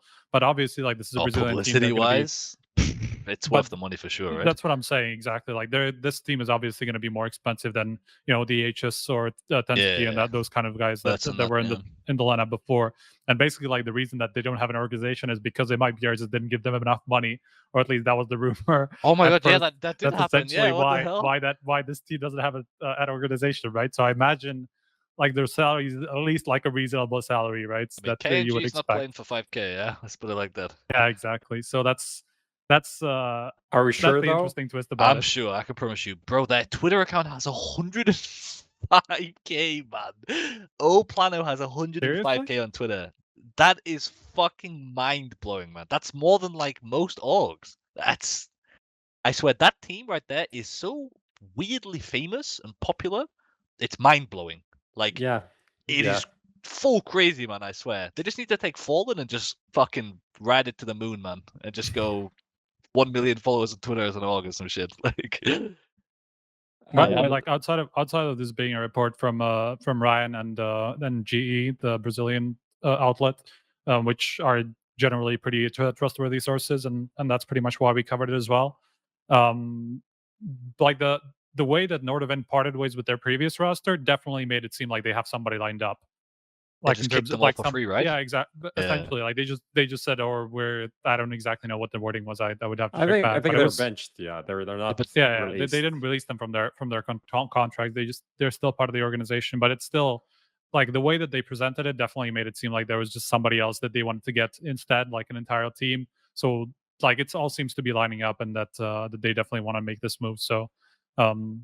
Yeah, that's it. I mean, this is the perfect time to do some of these like bigger moves, let's say, for organizations, because there are a couple of decent free agent teams out there with Bad News Bears, with Double Pony, with OPLANO. The Turkish team was like shopping around in the last couple of months, so you can probably get them for a more reasonable price. That's why I'm saying, like, maybe it's not 5K for KNG, but I'm confident that he and the whole team would be more appreciative of a smaller salary than maybe MRBR offered 6 months ago, just because they haven't had an org for 6 months. So they're probably humbled a bit by the reality of the situation right now. Not saying that, whatever, but we'll see how that develops. Would be cool to have them have an org behind them to just see a bit more in terms of like European boot camps and stuff like that. I mean, they barely played, right? So it's would be cool to see them a little bit more in Europe at least. Yeah, it's weird though with this Nordavind lineup, because when we were looking for players, of course, in Movistar, and we got told that they were all put on a free transfer list. You can just take any player you like. Because we were going to take some place in there too. So maybe they decided to release them. Maybe it's like initially they're not going to just post everyone's free, but if no one like offers them anything, just like just go, just go, go. Yeah, it's fine. No, it's not. Don't leave anything. It's fine. It's fine. You'll pay next time. It's okay. Just don't come back. So the kind of low-key news about Gambit dropped a couple of days ago. This coach, right? That their coach is reinstated, Finn. He coached them actually before the break. He was banned by ESIC for 6 infractions, but all of them like just a couple of rounds. So that's why the ban was kind of short, 8.75 months. For him, so his ban is now up from ESIC, but at the same time he's perma-banned by Valve, so he can't do RMRs or majors because Valve has a kind of a different calculation how they do things. They're just like number of games in which it happened. It doesn't matter. I'm not going to go into details because I forgot it. But it was enough to get banned by Valve. It was enough to get like perma-banned by Valve, and that's it. So he won't be doing the RMRs or a major if Gambit qualify, which they probably will. But he is going to be active at EPL, and we don't really know much about him. So are there any initial takes on this? I mean, we know that he's been working very closely with the team so far. Like, they constantly reference him in interviews in terms of like him doing all the preparation alongside Groove. So it just seems like Groove is going to take a little bit of a step back in that, and Finn is going to be the main part of their preparation, and obviously being with them during matches while Groove was kind of taking his place at this point. It feels like there's not going to be much of a change. Like, even if you look at Gambits and how much they use technical or the tactical pauses and stuff like that, it didn't seem like Groove was much. It like helped them too much in that. It felt a lot like he was there for the preparation and just making sure the game plan is right and stuff like that. And maybe, timeouts in general just don't have that much of an impact these days anyway. Just yeah, exactly. Hey, stay focused. Fucking stick to the game plan. It's just like normal motivational shit, probably. Yeah, he just definitely didn't seem like a coach that would constantly talk over the people and stuff like that. It definitely seemed more like in terms of preparation. So it just it just makes sense, right? Like, if they worked with him up until this point, I'm sure they just planned on making this move whenever that was possible. So I know that some people see that as like almost unfair just because obviously he was banned, but like his ban ran out, right? Like, at this point, why take that against him at this point if his ban's no longer active? So that's kind of how I look at it. It just makes sense from the team's perspective for sure. I mean, it was pretty obvious that they were sticking with him for not the time being, for the long run, right? If they didn't want to reinstate him, he probably wouldn't be on the team for the last 9 months anyway. Yeah. So that's kind of it. But we don't know. We'll see if it impacts anything really on Gambit. The discussion about Gambit is still mostly about like how they'll perform on LAN after Cologne, which was kind of okay, but kind of not at the same time. No, for their standards, it wasn't okay. What? For their standards, it wasn't okay. They should have been top 3 or top 2, I think. But what they were doing online, yeah, for sure. The only team that was beating them was Navi. There was no one else even close. They were literally 2-0-ing everyone else. Like, and in practice, they were fucking unbeatable, man. We got 29-1 by Gambit in a prac. No joke. We got 15-0 on T-side overpass, man. It was so fun. Galda said, boys, BRB tried to focus this prac. He came back, it was 28-0. I was like, welcome back, Galda. Our team's insane. That sounds fun. Yeah, it's, I didn't even know that they... Mom, I'm literally doing a very important interview. What is she doing, man? Yeah, I didn't even know they had a coach that was banned. I had no fucking idea, honestly. When I saw it, I thought, hey, what the fuck? I didn't, because when he got banned, they weren't like hot shit, Yeah, like they were like they were top okay, 20 or something. Yeah, but they weren't popping off, so I had no idea. So I mean, it's Pog jumped at the back though, because it's good for them, right? I guess. Pog is in chat, boys. But with coaches and stuff, I don't really follow. What's cool? We also, there's a bit of news on MSL's new team that was reported. I don't have it on hand. Does anyone have it? I think it was the Jackson. Oh, the team, you mean? Yeah, there's the lineup, which is essentially like a Hyenas version 2. There's MSL, Boro, Professor, AZ, MSL, JUGi. Yeah, JUGi, yeah, but question. It just honestly. Well, JUGi. Okay. Surely. So this was MSL's take. He said it also, I think, on this show. If there is a very good opper in the team, he doesn't have to op. But if there's not a very good opper on the team, like he'll do it himself, because then he can find more impact, and that makes it better for the team overall. Is this the right offer though? I'm not really sure where this lands, right? No disrespect to JUGi, but literally hasn't shown anything for over a year. Like, I don't even know how. I mean, probably you play with him in like pugs or whatever, so you can see like, okay, maybe he still has it. But from an outside, like, this is a guy that I would never consider for a team. Just like based on HLTV demos and stats and matches played, there is almost nothing that shows that he should be on a top team right now. I mean, if you think about it, like the only thing that we've seen from him since he left Optic. I'm just trying to figure out if it's Optic or North that he actually left at the end. I think it's North, right? But essentially, like, this is like a year and a half ago. I think it was beginning of 2020 that he got teamless. And since then, we've only seen him in that short Astralis. Yeah, okay. I was so sure, but then just like Optic popped into my head. I was like, oh yeah, Optic, it was actually. He joined back and everyone went fucking crazy on Reddit. Yeah, exactly. And it's just the only thing that we've seen from him was the short stint with Astralis, right? And that obviously just didn't like that. What? Did he not play with he was. Yeah, he was standing in for Complexity at like one event or something like that, or a couple of events. Let me check. But obviously, it's just like a couple of games, and I'm pretty sure they went out like super quick. with him as well. And in Astralis, it just didn't make any sense at all because Device was still part of that team. Like, he's never going to be opping. He's never going to be in a position where he's going to do whatever he likes or what he likes. So, like, that was just doomed to fail from the start. So, like, with that being the only thing that we can look at from JUGi in the past year and a half or whatever it is, however long it is that he left North, like, it's obviously a rough look for him. So it's difficult to tell whether he's even going to be up to par now. I mean, I have a different look on JUGi because I've been like, definitely not close friends with him. If I saw him, I would call him Jacob. Not a Xantares kind of connection, but it's there. And I know from first hand. I mean, I won't say the issues on stream because he definitely won't want them being known on stream. But I know that when he first joined towards Optic and stuff like that, he had let's just say a lot of IRL distractions to the point where, how do you word it without completely giving it away? He wasn't himself, let's put it like that. And I think that affected him mentally for a long time. But I'm pretty sure I mean, the guy's grinding Face It right now, and I queued to him quite a lot, and he's fucking feeling it. And if someone's shit, I'd normally say that it is, yeah. If I play someone to Face It Puck, I can feel if they're bad within like 5 rounds. The guy's fucking on it right now. I'm pretty sure if you catch him with a good mentality, in a good headspace without any of this bullshit, you will see the old JUGi. Can you count on that for the 5th time? That's for the org to decide that wants to give him a chance. But if you get him on his A game and he's committed and dedicated to CS, he can still play safe call at tier 1. Does he go down a dodgy road again?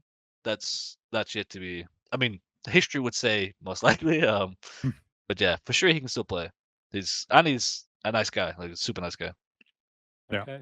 I mean, the rest maybe of the this team, is redemption arc. Maybe the rest of the team, like when I saw that report, I was thinking like, this is boring enough that I believe that it's happening. Just because, like, this just makes perfect sense. Like, this is an MSL team. Like, this is like the quintessential MSL team. It's just like all the fucking leftover pieces from the Danish scene. Like some of the highest people. JUGi is there. AZ, obviously, and JUGi, who hasn't played in like a year and a half. He actually hasn't. Oh yeah, he did play with MSL for a bit, but not for a long time. So it's just like a lot of the like leftover pieces from Denmark. Nothing too exciting. So it's like a this last is chance team. Yeah, kind of. For That sure. definitely feels like And it. this is the classic team that MSL just makes a top 20 10. team. Top 20 team. Top 10 signed by Astralis. It's fucking running off in the books. Yeah. But I mean, even though it just as Strager said, it's like so uninteresting, and it's like all these players that we kind of know what we expect from, except AZ.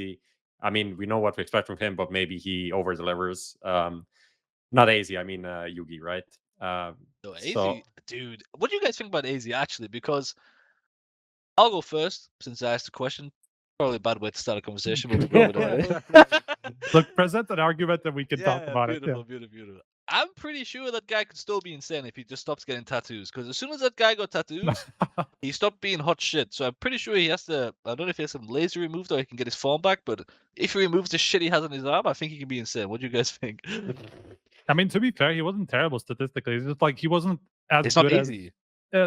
as good as MSL makes him out to be. I feel like. But I feel like when we had MSL on the show, like he had so much good shit to talk about AZ. And I'm like, okay, he's like a decent player. He was like really promising at one point, right? Like around the FaceTime and all that stuff. Oh, before and like 2014, he was promising. Just before that, I meant. Yeah. Exactly.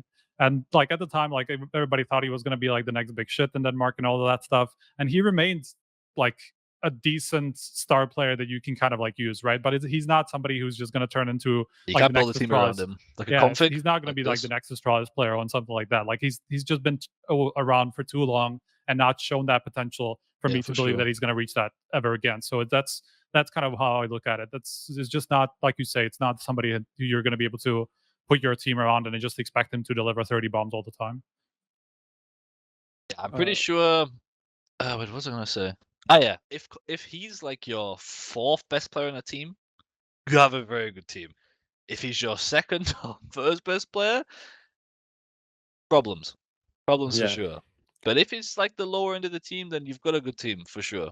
But like the old North way back in the day, but he was like, you don't need 30 from him, but you need like 18, 20. He can give you that. But back in the day, before I even played Counter-Strike in 2014, he was a king. He was literally a monster. This is also one of these teams that I guess they are also like shopping around for orgs, but are also okay to go as this like hyenas project. But I think that just is play.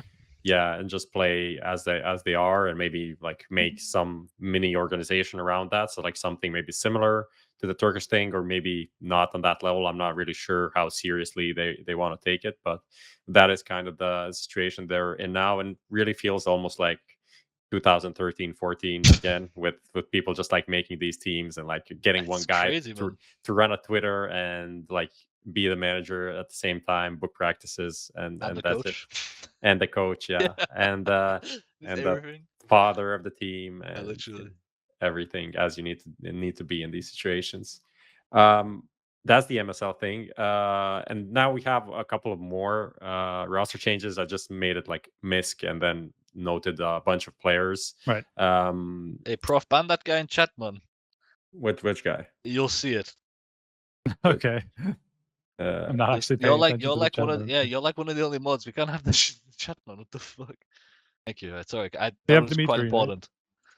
I don't know. Sorry about that. We did yeah. that. Okay, I'll just read the names and you say like which ones you want to talk about or not. So we have raalz to Sprout. Oh, we have yep. Okay. Let's just start with that. So Sprout international again after like 8 months. Very not committed to the idea of going back to Germany and being full-time German. Dennis is out. Who didn't join? Who was it that we were talking about that could join? Oh no, Dennis too big. That didn't happen. So we have raalz, which is also like 2013 legend, bold prediction, and all of that. What the fuck is going on? For like I've heard about the news and then I got the idea behind it. But smooya, what is your first reaction to this? raalz is insane, man. Seriously? I mean, he's fucking better than Dennis. That's for damn sure.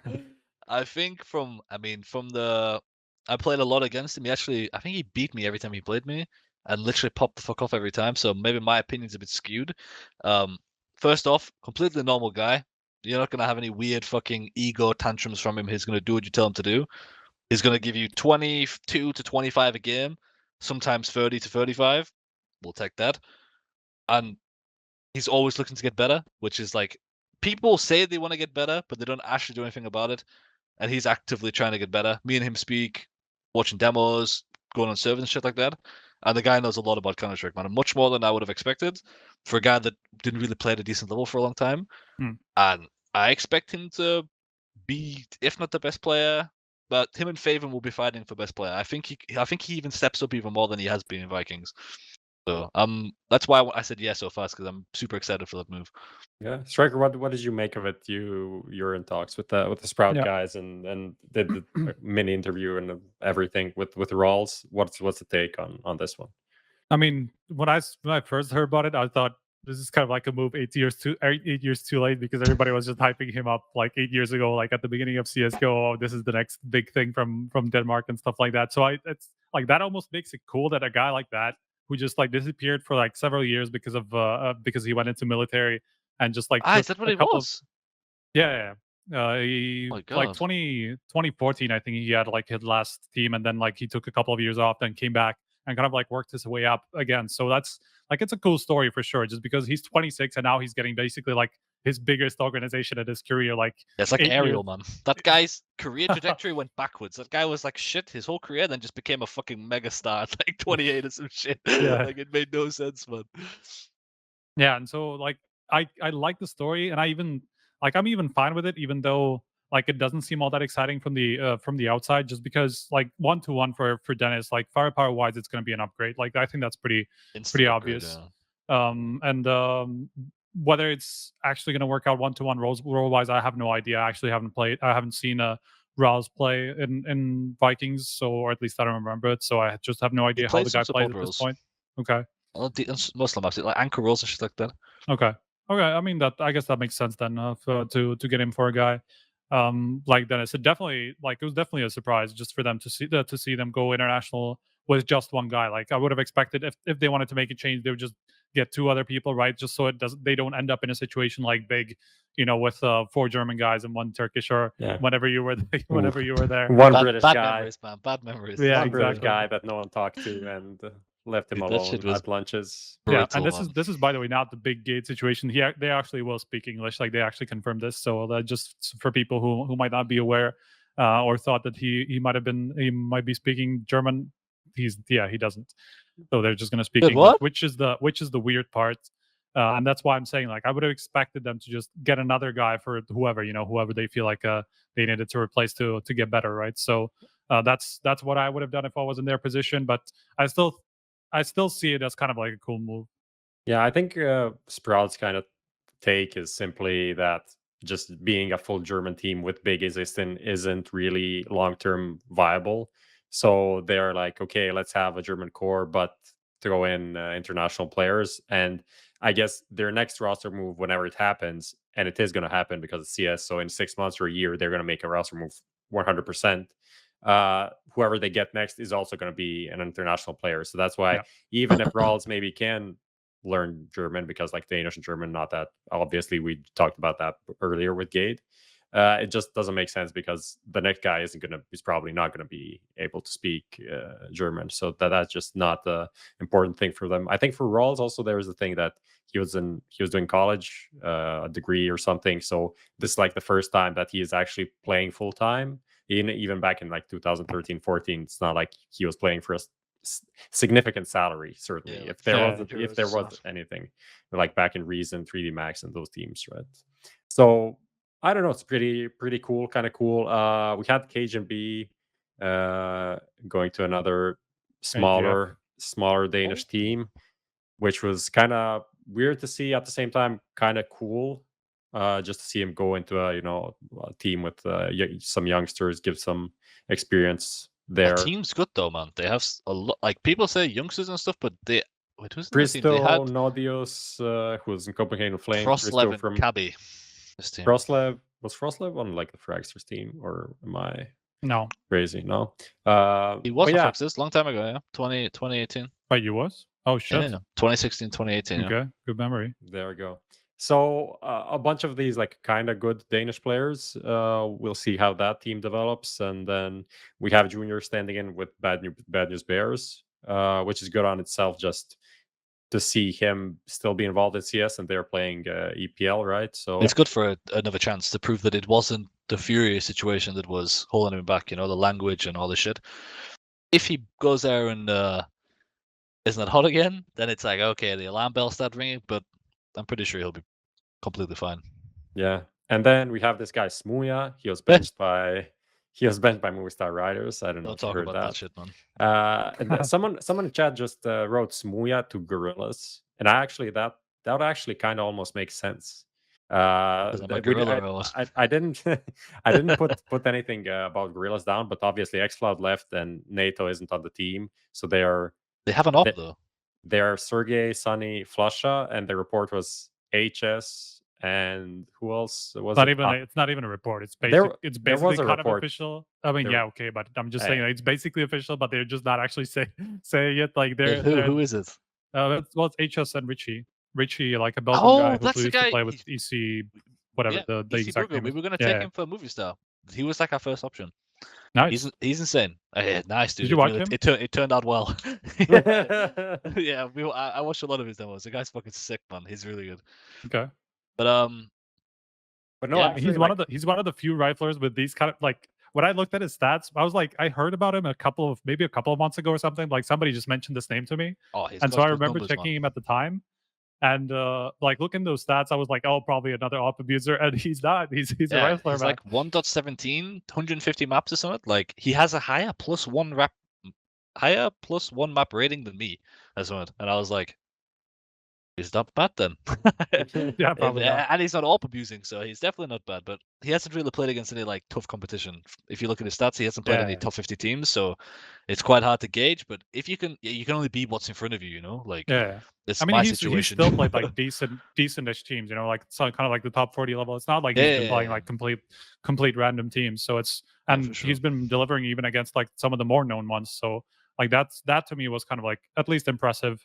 in terms of like a up and coming rifler, because every time you hear about somebody coming up, it's usually an AWPer somehow these days. So so that's what kind of like what jumped at me from this guy. But why doesn't Alu go to Gorillaz?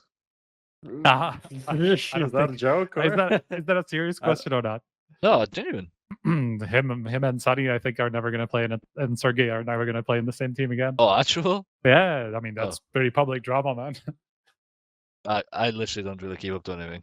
Do they actually hate each other? Learning, TLDR, Alu was on the show. He was talking about the team, and then Sergey and Sunny tweeted about like, don't believe what Alu is saying. Everything I was saying, okay, stuff like that. Just cut what I said. Cut what I said. The whole drama started, and then the team kind of fell apart and all of that. So you're not. You should go and check it. But how long ago was this? How long ago? Was it 6 months or? More. It was before. It was before. It was at the end of last year, right? Yeah. Dude, end of last year. I promise you guys, I didn't load Counter-Strike for like 35 days. I was playing World of Warcraft only. That's probably why I didn't see it. I played WoW literally for 40 days straight and didn't even think about Counter-Strike. I was going on the World of Warcraft Reddit. That's how dedicated I was. So yeah, that's probably why I missed it. I was grinding WoW then. I wouldn't. So let's just imagine we can kick like one random player from this team. Do you think you could work in this team? Because right now, Sergey is. Maybe I can talk to some people. I'll just say that Sergey is upping now, and we know we're not sold on this. That's I think me and Striker. I don't think Sergey is even sold on that. Yeah, so he's like. So let's just imagine like. One random player goes and you have like Flusha there, you have Richie, your best friend that you wanted to sign. Would you work in this team? Like Flusha and smooya on the team? But why did you say them two names?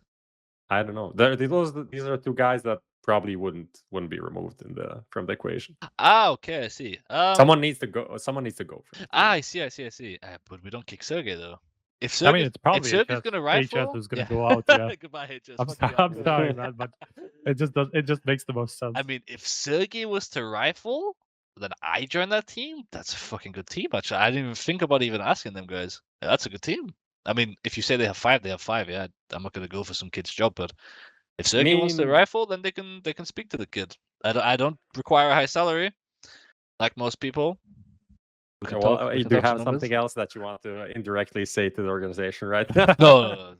But yeah, I mean that would be cool. I didn't think about it, but I mean, if as I say, Sergey's open, so it's possible. Look, let's circle back to this in 1 month, and we'll see what the situation is. Like, I mean, they seem to be changing players every 2 months, so yeah, exactly. Sure. Like they had Toronto, they had Alex, they had XCloud, so let's NATO Safex. So I'm not sure if me and Flush are like best friends because I got a weird vibe from him. Sometimes in FPL, it's like I've known him for 10 years and he's a super nice guy, and then sometimes he just completely ignores when I speak to him, and it kind of pisses me off. So I'm not sure where we stand, and I'm pretty sure he's like the big dick in that team that controls people. So yeah, I'm not sure. Yeah, just like last one, we had this BOROS guy from Nasser joining Endpoint, but this is a guy that I don't really have on my radar at all. So smooya, he's a beast. Where does he rate in all of these like beasts that are raalz, Richie, which are all beasts apparently, and who else? I don't know who else. I mean, they are all beasts. Probably the bottom, respect. But I mean, it's Endpoint, right? They always lose a player to a buyout, and they just find some random fucking unknown kid, and he just goes 1.20 and gets picked up again. So I'm sure BOROS will be joining FaZe or some shit probably next, and in like 6 months. But from what I've seen of him in FPL, he's an anchor player, which is good. He's kind of like 1-for-1 for Mezzi, honestly. He's probably going to get most like anchor player. Seriously, I mean, from what I've seen, he plays A Mirage, fucking like all these shitty positions. Like because he seems to be very aggressive. I don't know on T side. I mean, normally I kill him. Yeah, he's very aggressive. Normally I kill him driven for a smoke or some shit. But on CT side, if he gets an AK, he's good for 2, and you don't see that often. From a player that's 17 and not from like a well-known region, he will quite literally rip your fucking head off if you like try ego play him. I've got honestly I've lost some games in FPL to that kid that I shouldn't have lost, and he won by himself. Like 2v4, we try swing stairs with Mirage, he 1-bullets 4 guys. I don't care how bad a player is. If you can do that, you can become a good player. If you can have the ability to just click 4 guys going on your screen. So yeah, I mean, he's also a super nice kid, man. If you just go into his stream and check him out, because he streams FPL and Deathmatch a lot. Man, the guy has mind-blowing aim. Like, super nice to watch. Maybe it's like Scream and it's not impactful, but it's nice to watch for sure. Yeah, So high hopes for the kid. The vibe I got out of him, just like from what people told me about him, and I saw a couple of games, and he definitely didn't give me the impression that he was an anchor player. But maybe I just whatever. Maybe he's playing differently when he's playing FPL and stuff like that. Probably right. He probably gets forced into the shit positions. It's possible, yeah. But I mean, in general, it's like the vibe I got from him was just like a mega aggressive guy who you just kind of need to dial back in certain places and just like explain to him how it works, and like the higher tier of competition where it's like you can't just swing every corner and shit like that and just go into every duel. And so that's something that I think Endpoint can definitely like bring out of him and make sure that they steer him in the right direction. So I like this move, honestly, like in terms of like Endpoint's reputation for just bringing up young kids like this. Like you said earlier, I think this is a cool move. It's definitely interesting, but yeah, it's cool. He's a very nice kid as well, so that helps. Yeah. We had a part on We Play Academy, but since we have been talking quite a bit so far, it's like 9:30 already, so an hour and a half. We'll just skip that for now, and we'll talk about it maybe before the playoffs start, which should be on LAN. I think the teams that we expected to go through went through, and most of the players are kind of the ones that we that we wanted, that we expected stuff from delivered. And there's a cool article by Lucas on the site, so people can check that out if they want to find out more. And so it's time for the quiz. It is time for the quiz. We're doing another quiz. So I like this shit. I'm back now. I'm back.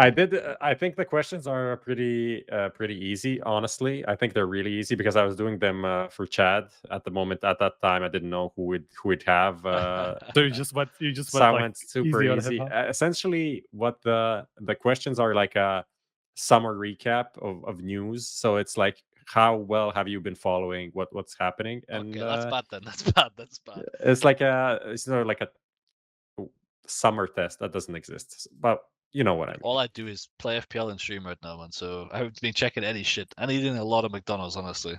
Oh no, not again. What do you mean, not again? It's good life. You seem like a fan. Didn't you just get like fit and shit? I don't know. I can't really see anything here. Just see your like this part, but I got some biceps. I'm benching 70 kilograms for 6 to 8. It's not bad for a skinny boy like me. That's not bad. Okay. Skinny boy. Yeah, when I was a kid, I was like 40 kilos soaking wet, man, my whole life. And then I just randomly went to 120, like a fucking fat piece of shit. And now I'm at like 100 or something. When can we start, Lucas? Are we ready? Right, let's go, boys. This is for you, chat. Drum roll. Okay, question number 1. Who is the highest rated player of the We Play Academy League? Is it Monizi? It's Regali or Torsi? my answer, Torsi. Lock it in. Liar. Did you think I got it wrong? Nah. When I said that? Yeah, dude, it's all of my fucking Twitter feed. This guy's gonna be. He's the next Simple. He's fucking insane, man. Yeah, people have been saying like, "Oh, get this guy a one for the future article." I'm like, what do you mean one for the future? This is one of the present, man. Yeah, one of them now, literally. No, but you could for sure do one. I think. Okay. It's just farming, but yeah. Question number 2. Yep. Question number 2. Where did the Mongolian team D13 relocate to play in European competition? Is it A, Serbia, B, Poland, or C, Turkey? Let me see. How well did you follow this? Man, I read this shit as well, man. It is like 3 popular bootcamp locations. It's not Turkey. Are you gonna phone a friend? I did Poland. You locked in Poland? Are you gonna say yes? It wasn't Serbia. It's definitely not Serbia, but you're wrong anyway. It is Turkey. Dude, how is this happening again? It is Turkey. It is Turkey. So you're wrong. Wait, am I allowed to phone a friend? You can phone. You can phone a friend. You can phone me, I guess. You can call anyone. If you have your phone, call any teammate that you want. Hey, dude, if you told me that before I had called Xtrfy, he would have knew, man. There we go. He's from them. He's from them parts there. Yeah, they moved to Istanbul. Istanbul, right? yeah. I'm sorry, which is kind of crazy for a bootcamp location to be in Turkey because Turkish people complain about the internet all the time, but they did it. And they'll take it. Question number 3. You got 1 so far. Let's see how. What was daps' last event with NRG before being replaced with Stanislav? ESL Pro League Season 9, ECS Season 7, or DreamHack Masters Dallas? What? Oh, I what, know. What season are we on now? 14. 14. Fucking hell. It was like 2.5 years ago, let's say. So this was the legendary event where Stanislav was actually with the team, and they were actually like boot camping and practicing with Stanislav, but playing with daps. If you remember that. This one's a shot. I do remember that. This one's a shot in the dark. Oh, we'll take it. We'll take it. I've gone C. I don't feel good. You went for DreamHack Masters Dallas, and that is not correct. The correct answer is ESL Pro League Season 9. Honestly, boys, Chad would have done better. This How does a Nova Hyper B sound, guys? Because that's what's in the tables right now. that is the best you can, Guys, get right now. Listen, to make it up for the people in the chat, I'm going to stream after this, and we're going to do a giveaway. There Devin, we go. Stop climbing on the bed, getting your man toes on the stream. I'm going to do a giveaway on my stream, guys, for $50 after this. Okay? Sorry for everyone that I failed you guys, but that will happen. Question number 4. Question number 4. Let's go. Which 2 players picked raalz as their top 20 bold prediction at the start news. of 2013? I started 2014, actually. 2015. Start in 2014. Forrest and Get Right, Flusha and JW, or Zipnix and Dupree? Yeah, but I'm just gonna pick the Danish guys, man. He's going for the Danish guys. Yeah, but it's obviously bait. And that is correct. Oh. So Okay. we have the USP. We have the USP locked in, $2.50. Amazing prize locked in. Maybe we can push it to the Nova. Let's see. Question number 5. Which team did cajunb join in the tournament break? Is it Link B Vikings, Copenhagen Flames, Vikings, or each AGF? And it is correct. It is AGF. We got 3 answers. How do you feel, Sponge? Not Sponge. Probably Sponge is fine. Okay. I mean, that'll be given away now by Lucas. We'll draw a winner. Xtrfy has won the giveaway, so congratulations to him. He will be reached out to, and we're going on a short break, not a short break, like a normal break, and then we'll come back and talk about some more stuff, EPL and other stuff, other cool stuff. So yeah. The Xtrfy M42 RGB, what a fun mouse with 5 colorways, lightweight frame at just 59 grams with a swappable backplate to suit your grip style, the sensor, the easy core, the smooth skates, and driverless control for RGB and DPI is why you should check out the M42 RGB down below. Fist bumps go to the teammates. I wanna see you rolling fast. Win the round. Win the game. Parimatch, your esports teammate. Buy and sell your skins now. Easy, fast, and safe. The best skin site. Credit card deposits and withdrawals. Instant cash out methods. Get the best deals. Quick, simple, reliable. Bitskins.com. Okay, so we have just a few more things to touch about the roster changes that happened, and then we'll go to EPL and lock it to the all down because long show, tough show, difficult, very difficult show. We'll get through this together, guys. We We'll lost get through this SPUNJ. together. We know Come on, we you don't got know. me back. We got Striker. We have smooya here, so you should be happy. We're fine. Top 3 changes. Top 3 best and worst changes or news or like anything roster related that happened. Top 3. Can I go first? I have number 1. Go ahead. Go. I feel like it's predictable. We have smooya being Hey! by Movistar. Woo! I think that's number 1. But if you guys have any more suggestions, you can go through the list. But for me, that's number 1. Let's go, boys. The best one or the worst Best one. I think Movistar will become a well-known name now within the professional Counter-Strike scene. Obviously, smooya's reputation was pulling them down the whole time, and I was the problem. Absolutely, the only reason why they weren't the number No, one stop! most Because people popular. on Twitch are gonna believe it, man. Stop. Let's just say I'm excited. That's number 1 for me. Okay. What do you say, Striker? What do you have as the best?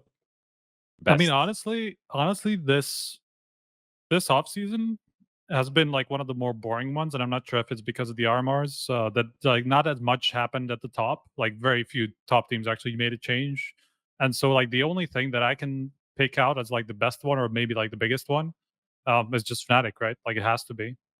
Well, Okay. big. For me, the Turkish team is like super exciting. So even though I'm not a full believer in this exact lineup, I think it's a really cool project. Even though it's very risky and who knows if it exists in 3 months, I'm not completely sure. I'm not completely sure about that. But if it does exist in 3 months, it's gonna be super sick.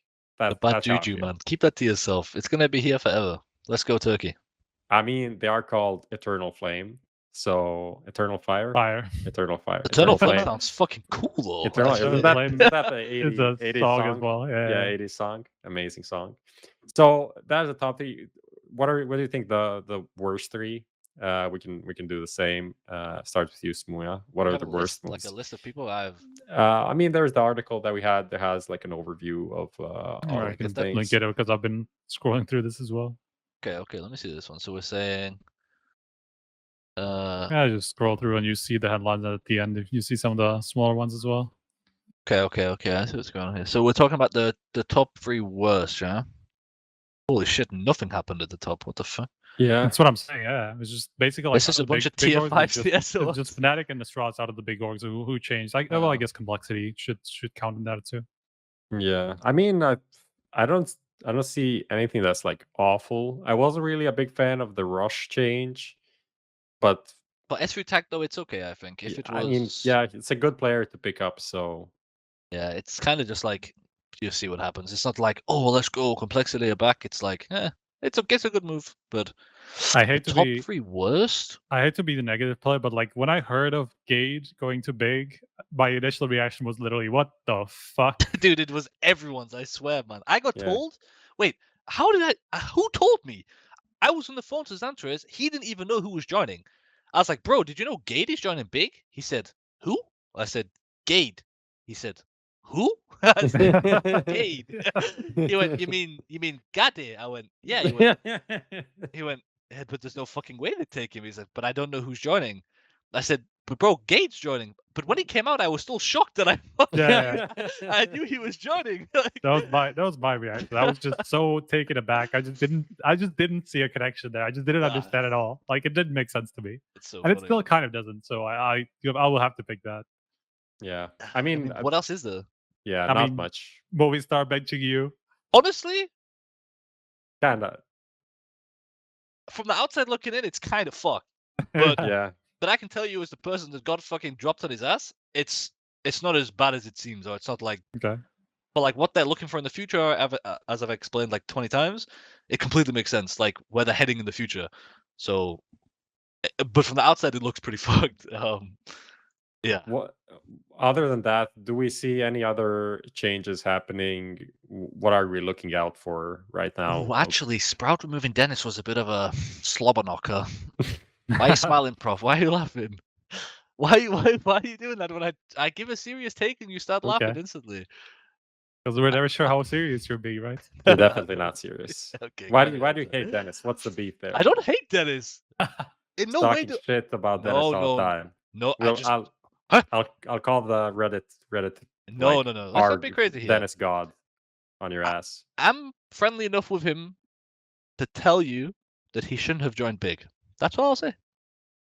Yeah, and I don't think that didn't make sense at the time either. If I'm speaking out of turn, then I can leave the show. That's fine. But if anyone here thinks Dennis should be on big over Xtrfy, we can have a conversation about CS because you don't know much, and we'll take it from there.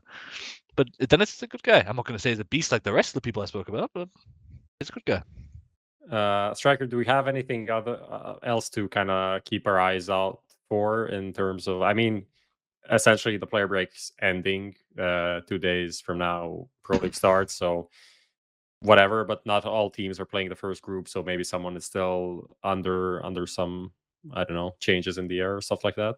I mean, it seems like we're kind of past everything at this Yeah, point. It's nothing kind will of get too late. announced now for EPL. Yeah, it's kind of it doesn't seem like any of the EPL teams are. Oh wait, let me go through the I EPL guess names just to go through and yeah, refresh my memory. NIP, the LNZ thing hasn't That's been the confirmed. I that's guess the one yet. thing. But then again, like he kind of turned up on some pictures, so at least it looks like he's staying for at the very least Pro League or like at the very least the near future. But there's an update expected there at least for them to comment on. Oh my on god, what yeah, that lineup is going to be. Isn't Dupree joining or what? Yeah, that's what we heard at that first, right? From this fucking accountant said this. Yeah, the problem happening and nothing the problem happened. is they listed like 20 moves and about 5 of them actually were true. So and it's only like 4 after 4 of them previously like the same team turned out untrue. So yeah, that's about how much you can trust that.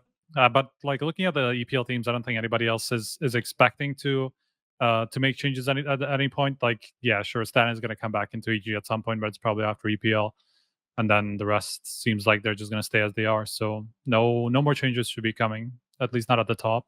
Yeah, I mean that's it. Let's talk about the EPL then.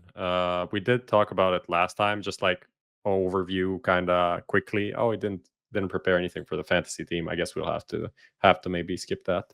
But obviously we have Group A and B starting, and I think we'll have another show before Group C and D, or I'm not sure when the breaks are. The break is like in the middle of Group B. Yeah, hey, this event is stacked, man. Holy fuck. Yeah, I mean they basically have all the teams. The top 16 teams, really.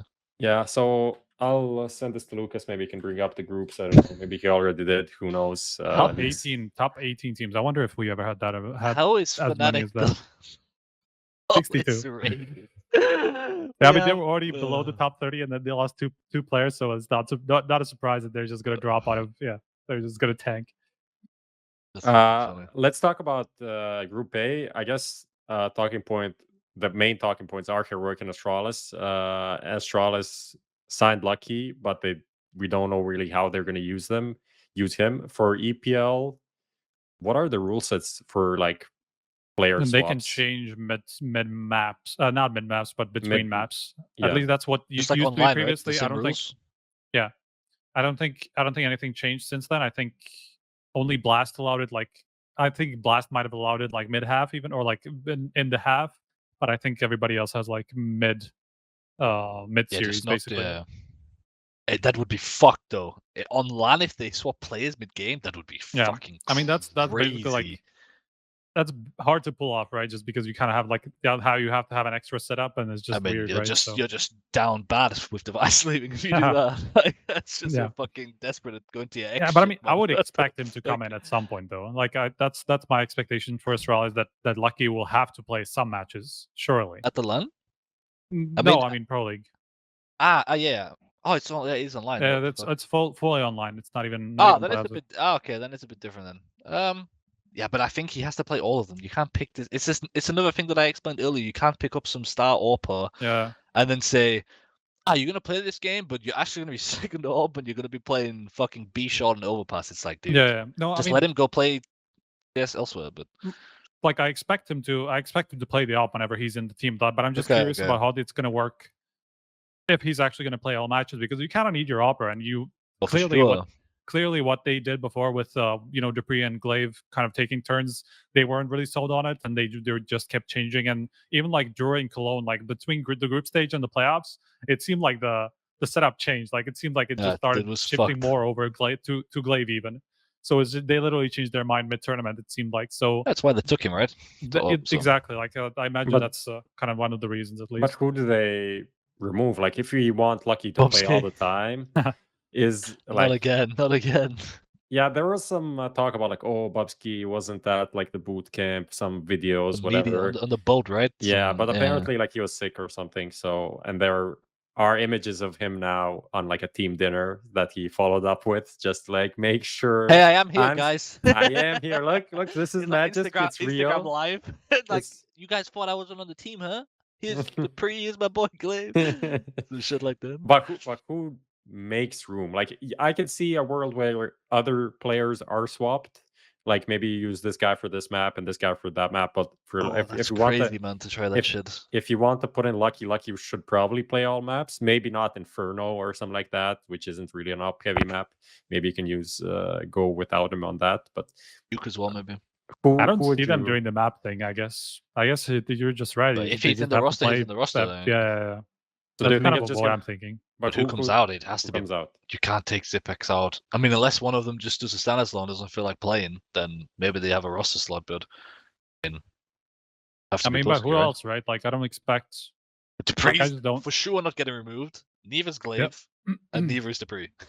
Well, it's 100% not Glaive, right? Like, I think we can all agree on that. It's just not going to be him. He's the one who's staying for 3 more years that we know of. So, and it's probably not going to be Bubsky for similar reasons. It's just like all the rumors, like of people who are leaving and the contracts that are. Him? I don't think it's going to be Bubsky, honestly. Because he's committed to the team, right? That's what we're expecting long term, right? Like those two were they're just going to build around those 3 guys essentially, Lucky, Glaive, and Bubsky. Oh, I wonder how much money Glaive got paid, else. man. Holy fuck, it must be mind blowing. Probably a lot. Yeah, I would imagine they really wanted to keep him. Oh, that must be so insane. Anyway, but that's kind of my take on it. I feel like those 3 are kind of safe for that reason, and so it has to be one of the others. Zipex then maybe. I mean, Zipex makes the most sense to me just because form-wise he was kind of like dropping off for a while. So that makes sense. And he was on his way out before, right? He had like some shit when he wanted to leave or some shit. But he did have a good cologne, or at least an I impactful. thought he played well. Yeah, I think he played well on LAN, but doesn't mean anything. Really. He was like their best player on LAN, I'm pretty sure. Unless he had the highest rating actually. You're right. He was actually popping the fuck off. But I mean, yeah, you can't expect Dupree to have 2 bad events in a row, so he'll probably pop off next. For me, like, I honestly think Dupree is the best player on this team. Currently, like not as an AWPer, but as a rifler, I think he's the best player. So from that perspective, I wouldn't change him. Yeah, but we know Astralis do some weird things, some funky business. So we can expect some. I just don't know. Like, this is such a big question mark to me. Like, I have no idea. I mean, it has to be. They can't get rid of Magisk or Dupree, man. They're not going to win them. They're not going to win the games that they would normally win. So it has to be. But Zipex was their best player. Yeah. It's like, what the fuck? Imagine Glaive just decides, guys, I'll sit this one out. I'll be back next event. Then all hell breaks loose. Fucking Lucky's IGL up. Yeah. I mean, especially with like we expect the RMR to happen like very soon. It's meant to be set up already. It's just not been announced. It seems like it's being delayed. So, and there's supposed to be an RMR event at some point soon at least. I don't know where because it seems like it's pretty hard to fit it anywhere. But it just has to be. And there's been like kind of references to European teams knowing what it is already. It's just not actually been out yet. So, like with that in mind, I feel like they're just gonna have to decide whether Lucky's gonna play or not. And like, why would you put him into the roster if he's not going to play at any point if you want an AWPer in the team? So yeah, like, that's crazy. That's a bit of a gamble, crazy right? one. Maybe this is like the trial. Like he'll play all the games here, and if he's bullshit or if he's okay, like they say, okay, he could be good, then we'll try and nurture him, you know? Yeah. But if he plays and he's like 0.8, they're gonna say, what the fuck have we done here? Get back in here, Zipex. Could be for Live, sure. check me up. And even previously, they kind of when they were talking about like switching away from the 6-man thing, when Bubsky kind of started taking the back seat, right? Like basically they said because of these armor things, like we're just gonna play full tournaments with people, or at least that's what they implied, and that's what they started doing essentially. So that's what I would expect will happen again. That somebody will just play the entire event. What do we think about Heroic right now? Obviously, the Hunden thing happened. What happened with that? Is there no updates on? Not really. Probably not going to be anything big. Like the only update from the last show, I mean, there was an update in terms of Heroic's side of the whole thing. Yeah, they suspended it and shit, right? And they just released him entirely. Yeah, this one. Yeah. So now they don't have a coach. Do we have anyone in mind that could coach Heroic? This was one of the questions that we got, I think, on Instagram or on Twitter. Like, who could actually fill in that gap as a Danish? MSO? Okay. Okay. I mean, if we're talking about like someone that would actually be good at the job and is Danish, it would be MSL. But I mean, he's just announced a project, so of course it's not him. But I mean, he probably would be the best coach that they could get. Yeah, I mean, they had the Robo guy, who's kind of like their mental coach / I don't know what exactly his role was. He's like the motivating guy, mainly right? the like the performance and mental coach or something like Yeah. that is his role exactly. And so he's kind of like an all-around guy. He doesn't seem that's like strategy heavy, but he's the guy who was there with them when Hunden was out, at least, and behind the team. So I would imagine, at least for now, it's going to be him. Whether they have a different plan long term, who knows, right? Zonic, the chat is saying. I forgot about that. Isn't that happening? Yeah, I mean, Zonic supposed to have his contract run out at the end of the year, so there's definitely an option there. That would be actually pretty funny if that happened. People in chat are saying two names that I found interesting. One is Barry. Actually, someone wrote Barry, like A, but it's an E. Like Barry? The Barry. Barry. Yeah. The old school Danish IGL. Maybe he would be someone interesting to. He's like the Hunden before Hunden in the Danish in the Danish. It's like the lower tier Hunden. Yeah. He's the guy Hunden takes players from, essentially. And the other name was Rejin, which obviously he is banned. I don't know how long by ESIC. When is this? I think he's pretty. That ban is pretty long. One of the he was one of the longest ones. Obviously, for sure. perma banned by Valve, but obviously also Heroic don't really care about that. They haven't had an issue with keeping Hunden throughout the whole ESIC ban thing. So maybe that's also an option to look at. They're not gonna like announce him, you know. Yeah, maybe he could. Yeah, maybe he could be like an analyst behind the scenes, yeah. whatever they call it. It's another 10 months for Rejin or something like that. 11 months. Oh, he'll get a team director though. He's a good coach. People say Ave, isn't he also banned for using the coach pro? Ave? I don't think so. He got 6 months, yeah. Okay, but he's already run out. Oh, really? Okay, he could be a good option because I was going to join. Actually, can you say that? No, it's fine. Yeah, it was a while ago. It was before Cloud9. Okay. It was he was going to be the head coach for FPX, and then that's a team that me and Alex were speaking to. Yeah, he was the one picking players for FPX. Okay. He was like behind the whole project, and then I think he got hit with the ban. The when they wanted to sign the Heroic team, right? And that no. They were going to sign me and Alex, and we were going to build a team for FPX. That's a new thing. We've never heard that before. That was before Cloud9. Like 2 3 months before. Something like that. Okay. Interesting. Yeah. Okay. That's never heard that. That's the bombshell of the podcast, I guess. But yeah. Kind of cool. Because I spoke to him, and he was a good guy. Like I said. Okay. And then I saw he got hit with a ban, so I thought maybe that's why they pulled out. But yeah. Possible. Yeah, they signed the team they have now with Farlig and shit like that. Yeah, the former Gods, the Gods team. Yeah. I mean, he got a concession like 40%, which is basically like you come forward before any of the announcements came out. So seems like there was some heads up there at least for whoever wanted to work with him. So yeah, probably. But that's probably what happened. People in chat are calling you the Rat King again. Are you happy? I mean, it's not like a leak that affects anyone. It's my own. Yeah. So other than that, we have Vitality, we have Spirit, we have Ents, and the Bad News Bears in Group A. I guess it's a pretty hard one to call in terms of like Spirit and Ents are both teams that could upset. Bad News Bears probably not. Not expecting much from them. But these 5 teams, I'm not really sure who is going to make it through because 3 teams go through, right? How do we gauge this group? Kind of quickly wrap it up. Striker, how do you see it happening? You want a top 3 for me? Or what? Yeah. Okay. Group A. Fuck, you're right. It's pretty hard. I'd have to have Spirit out. I think they haven't. I'm just not super sold on them on their form right now. Especially after Cologne, where they just basically like beat two of the lower tier teams, and just lost to the big ones. So I would expect Spirit to be out, and I think maybe are just going to take like a couple of wins off. But I think it's just going to be the top 3 that we kind of expect. Honestly, I don't think that's going to actually change. I think Vitality will actually go through. I think ZywOo's do a monster fucking event. He's been a bit too hit by his standard for 6 months. So I'm pretty sure at the end of this year he's going to pop the fuck off. And he played FPL again, which means he means business because he only plays FPL when he means business.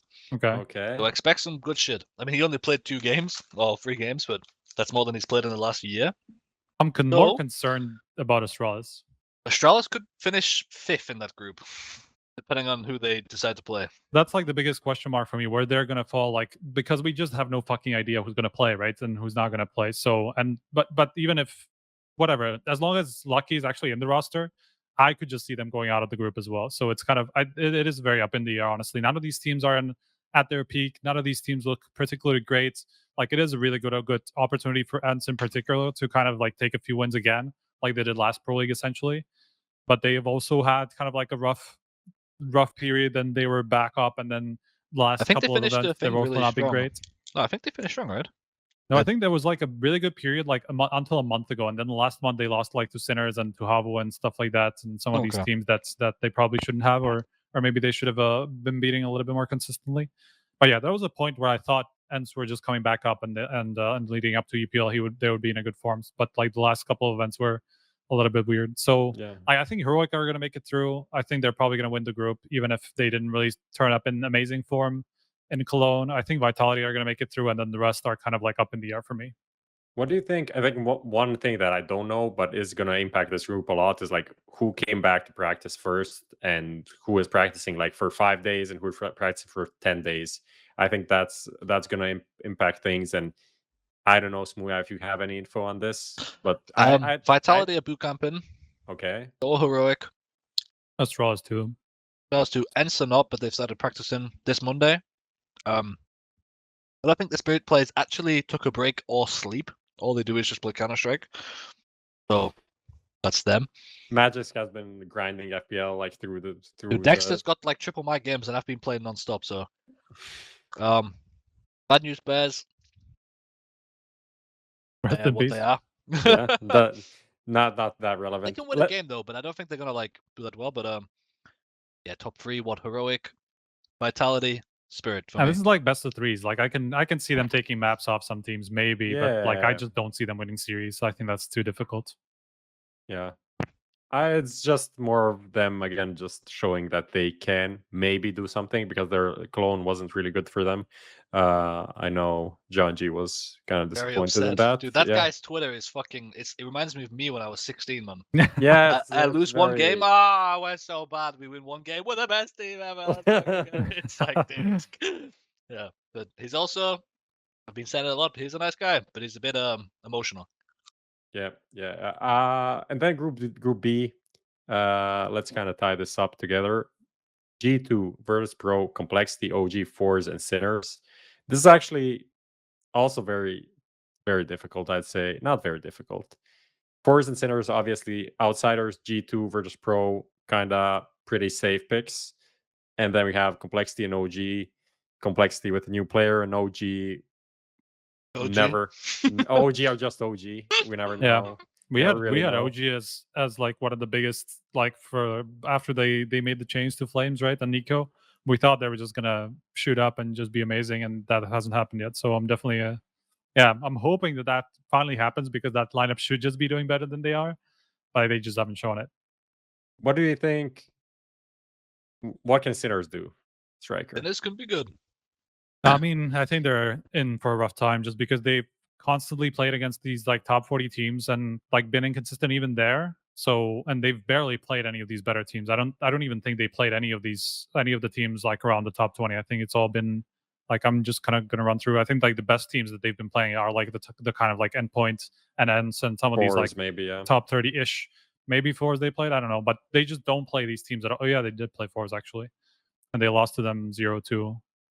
Pretty convincingly as well. Don't put them on blast, man. No, I'm just saying that they just don't have experience playing against these teams. This is basically like their first chance of playing at a tournament like this. Like they've just not gotten that opportunity. What, sorry? That also works for them. Yeah, I mean, sure, they're definitely going to be like an unknown quantity for everybody else. But I think it's just considering how much they've kind of like been up and down and like the top 30 around that top 30. I think this is going to be too big of a step up for them to actually do anything. It's just time to see if Oscar and Neofrag can pop the fuck off against. I'm definitely curious about those two for sure. I mean, Oscar, we just know that he's probably going to show up, right? Like he's just been playing really well, and obviously like against lower tier teams. But we just know he's capable of doing this even against better teams. So. Even that Neofrag guy, he has better rating than Oscar. And he plays rifle, man. Yeah, and he's pretty aggressive too. He's kind of like he's not like a baiter type. Dude, not a lot of anyway. Neofrag is He's one for the future. He's insane. Yeah, I like him. I like him on this team too. Yeah, that's the player I'm like. I'd never watched him. I don't know if I ever watched a Sinners game. Like honestly, like I maybe bits and pieces, but never like sat down and watched the whole game. So just seeing Oscar, I know what to expect from Oscar, but the Neofrag and against top competition, that's going to be maybe the most interesting thing in Group B for me. And I mean, G2 is going to make it interesting. I'm pretty convinced of that. There's going to be something there. But yeah, that's kind of how we see the Group B. At this point, we were supposed to do like a fantasy team or something, but everything's shit, so we're not going to do that.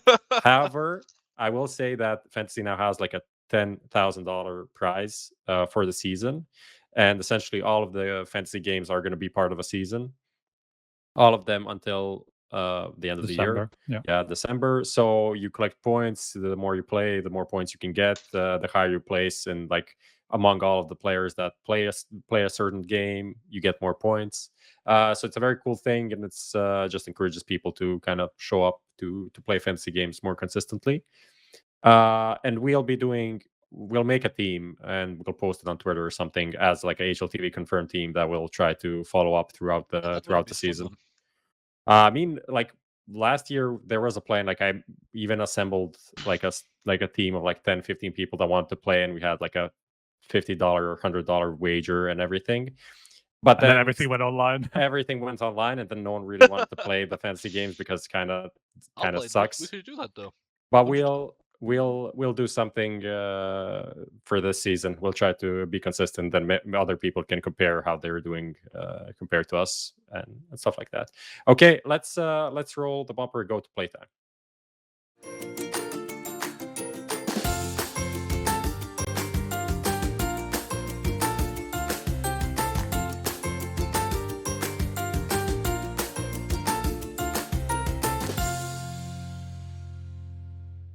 I click the thing, and now you link me the thing so I can click that thing as well. And then other people can also open that thing, and they can also click on it, and then we can talk about who clicked what. It's playtime, and we're doing the pair match matchmaker game. So Lucas, please share the links when you can. Who's doing this one? I guess I think we can do it all together. Okay. Wait, we need to call this segment something. We call it Playtime with Prof. There we go. Playtime with Prof. Guys, Playtime with Prof in the chat, please. It's this one. Okay, this is cool. Okay, so for this, we can just like wrap up the whole like roster changes, teams discussion. And for this one, I just picked teams that made changes or maybe didn't make changes or whatever. And on which one one are we side, doing first? Sorry, I'm confused. One is just like the preview, and the other is where we click. So you can open up select the thing that fits where it's just all text, and it starts with the MSL's team. So we have MSL's team, we have Turkish super team, we have big complexity fnatic O PLANO, and then we have first to get an org, first to get to top 20, first to disband. Excited to watch? Yeah, like you are excited to watch that team. First to disband. Need another change and high potential. Okay. So we can just talk through it. Start with you, smooya. Start with MSL's team. Where do you see this one going? If I click, can you see it? Yeah, first to disband. No, wait, I was just testing. That isn't my answer. Hey. So MSL's team. I can support you with that. I think if there's somebody who's going to be first to disband, I can support that. I clicked on accident. Oh no, wait, that is the right one. Yeah.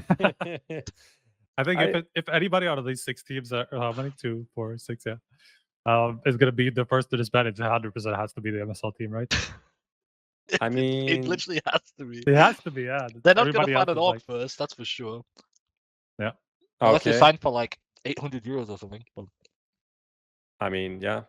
You want to pay them? Maybe there's like a Danish org that just wants to make a step up, and maybe they can get some investment to get like someone like Vikings, like North or something. Linkby Vikings MSL. I like that, Prof. That actually sounds cool. Linkby Vikings MSL. I'd buy his jersey. Turkish. I don't even know what the jersey looks like. Turkish super team. What do we think about this one? Striker, you want to take this one? Yeah, I'm just looking at these. I mean, obviously they're not getting an org, so I guess first to get an org is just kind of out of the question. Can you have disband twice? Yeah, no, I don't think these. I think to disband. Yeah, I think in terms of what you were saying with that maybe not it's not this lineup that it's actually going to succeed. I think this team would be the one to need another change because of the whole in-game leadership thing. I'm not sure how that's going to work out. Maybe they just need another coach, right? But that's still just I feel like it's just something that this team is missing, like a supportive element, somebody who's like a proven in-game leader, something like that. I think that's just going to be something they're going to need to make the move up. I'll add excited to watch this. Okay, yeah, for this one as well, too. because I'm just excited. Yeah, we can do even 3 or more. So big, I'm gonna go crazy then. Let's go. Okay. Okay, big, go smooya. Wait, shit. Click the right Went to thing. the wrong team. First to get the top 20. They're already there. That's a win. That's a fucking true. win. Okay, There I we guess go. we can't argue with that. No, but actual Easy. one. But this I feel like the real answer for big's not there. Wait, What what is is the it? real answer? Enter custom answer here. No, the answer's there. We can figure it out. Wait, let me look again. If they're not going to disband, they already have an org. They're already top 20. I'm not that excited to watch. Yeah, I think the top 20 is the only one that fits for them, honestly. Maybe, yeah, that's it. But nothing fits for big. I mean, yeah. Yeah, I mean, need another change is definitely a question mark because we just didn't expect gate to be an option there, and I just don't understand it and in the first place. So Yeah, that's definitely that the actually- most fitting. That makes Someone sense. in chat said first to leave top 20. Well, yeah, I should have. Dude, I swear, Should have had that's that so option. good, man. Shout out to who is it? How can you read this shit? Like That's this is no, that's easy. That's Ignok Bajani. Yeah, it's legit. Who has experience with This is reading literally the Dude, worst thing as being chatting. a streamer. Like, thank you for sub Ligno Fajni. I'll just say like the first 4 letters and be like, "That's your name, bro." In this channel, that's what I call you because some people have some crazy names, man. Yeah. Complexity. Open the link again. Yeah. Fuck me, there's definitely not one for there on them as well. What they're ranked now? 16. Okay. First to disband. What do you think about that one? Wait, I clicked on it, did I not? I put here. Did you do that? You didn't need another change. Okay. So a lot of Not them me. needed- That wasn't me. I think smooya clicked it. Smooya clicked need another change. Mhm. Smooya, yeah. Okay. I mean, I agree with this one. Like, Yeah, troll aside, I think so. Yeah, I think they're gonna go full make Danish. sense. No, I heard that they're gonna take. I'm kidding. I won't even start that rumor in here. which Ooh. rumor? Imagine if they kick. Wait, who could op? Who's a Danish op that's free? JUGi? Plus JUGi plus Dupree? It's a good team, man. Yeah, I mean, that's Tag and Dupree are best friends, right? I'd add high potential to this. I think out of these teams, they probably have the highest potential, even though they haven't really lived up to it. Wait, no, you don't so think far. fnatic have the highest potential? From where No, they're starting? Like 62 to X, you know? Okay, highest potential to Yeah, but I increase, mean, like, they are the lowest ranked team on this list. my thing, just like, So they have a long way to go. Yeah. who do you think like will win a tournament first? I think Okay, Complexity has the highest chances out of these teams. Oh yeah, wait, I actually understand. Yeah, for some reason, yeah, you're right. What I said was stupid. It's 100% this team. Nothing new. We're used to it. All good. Relax, man. Fnatic. I mean, they need another change. Out of the teams who aren't in the top 20, I'd say first to get top 20. Okay, yeah, that makes sense. So there's three of them, right? Like that's 4 actually. MSL, the Turkish super team, O PLANO, and Fnatic. So I would say them. They're definitely going to be the first to reach top 20. Yeah, and OPLANO first to get an org.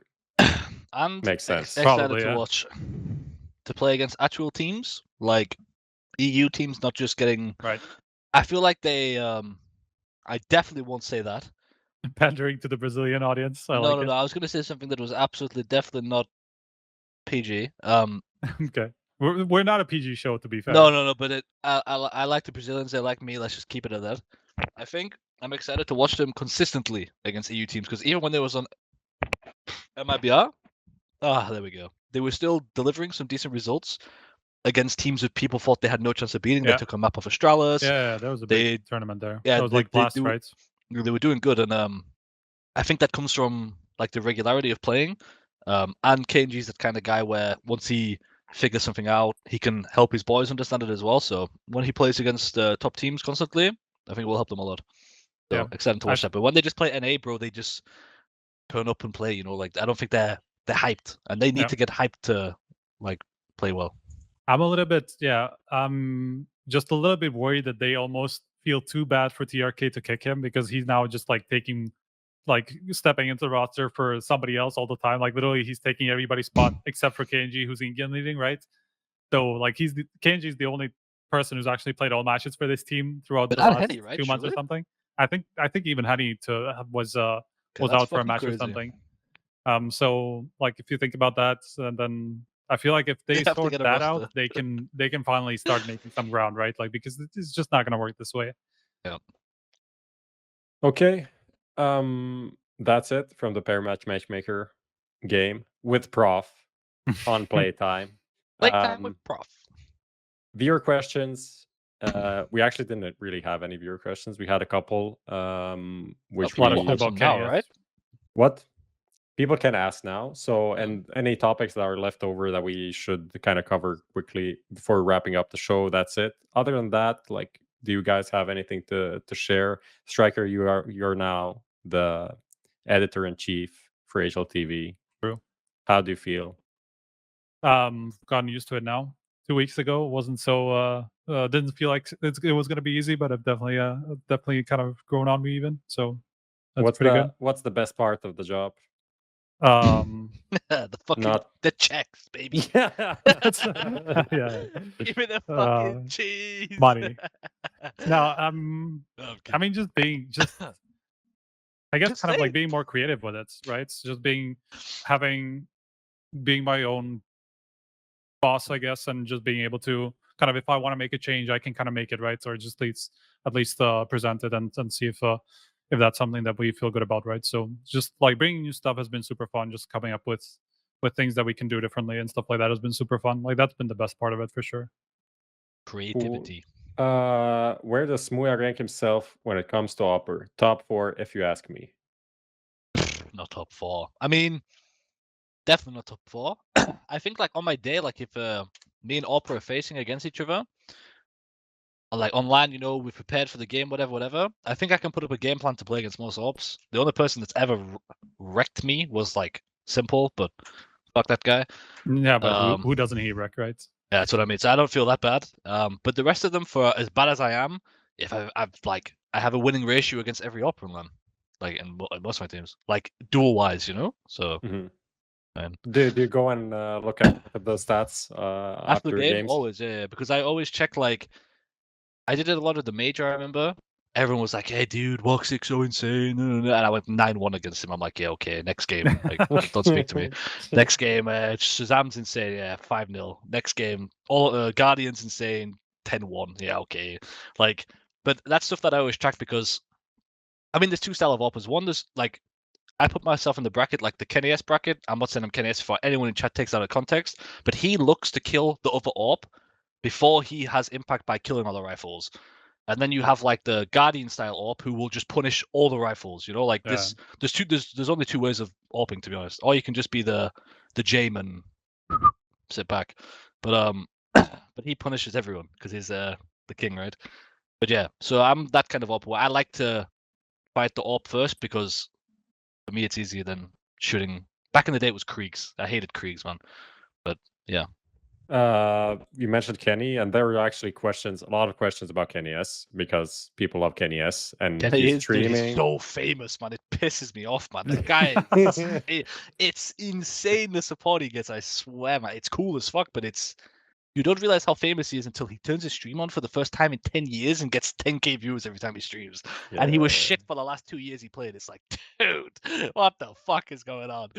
But he's a beast, man. Yeah, people really like Kenny S. I remember when the Counter Pit event happened in Split. This was like my first event I went to, and I wasn't even working like for HLTV at the time. And that was the event that they lost to Gobby's NRG actually, and got eliminated right away. And they're Was like, that when they was Tabson? that when Tabson stood Yeah, in and when they had stood in like for just PTI. 9N and silent and shit? Yeah. Why do I remember that?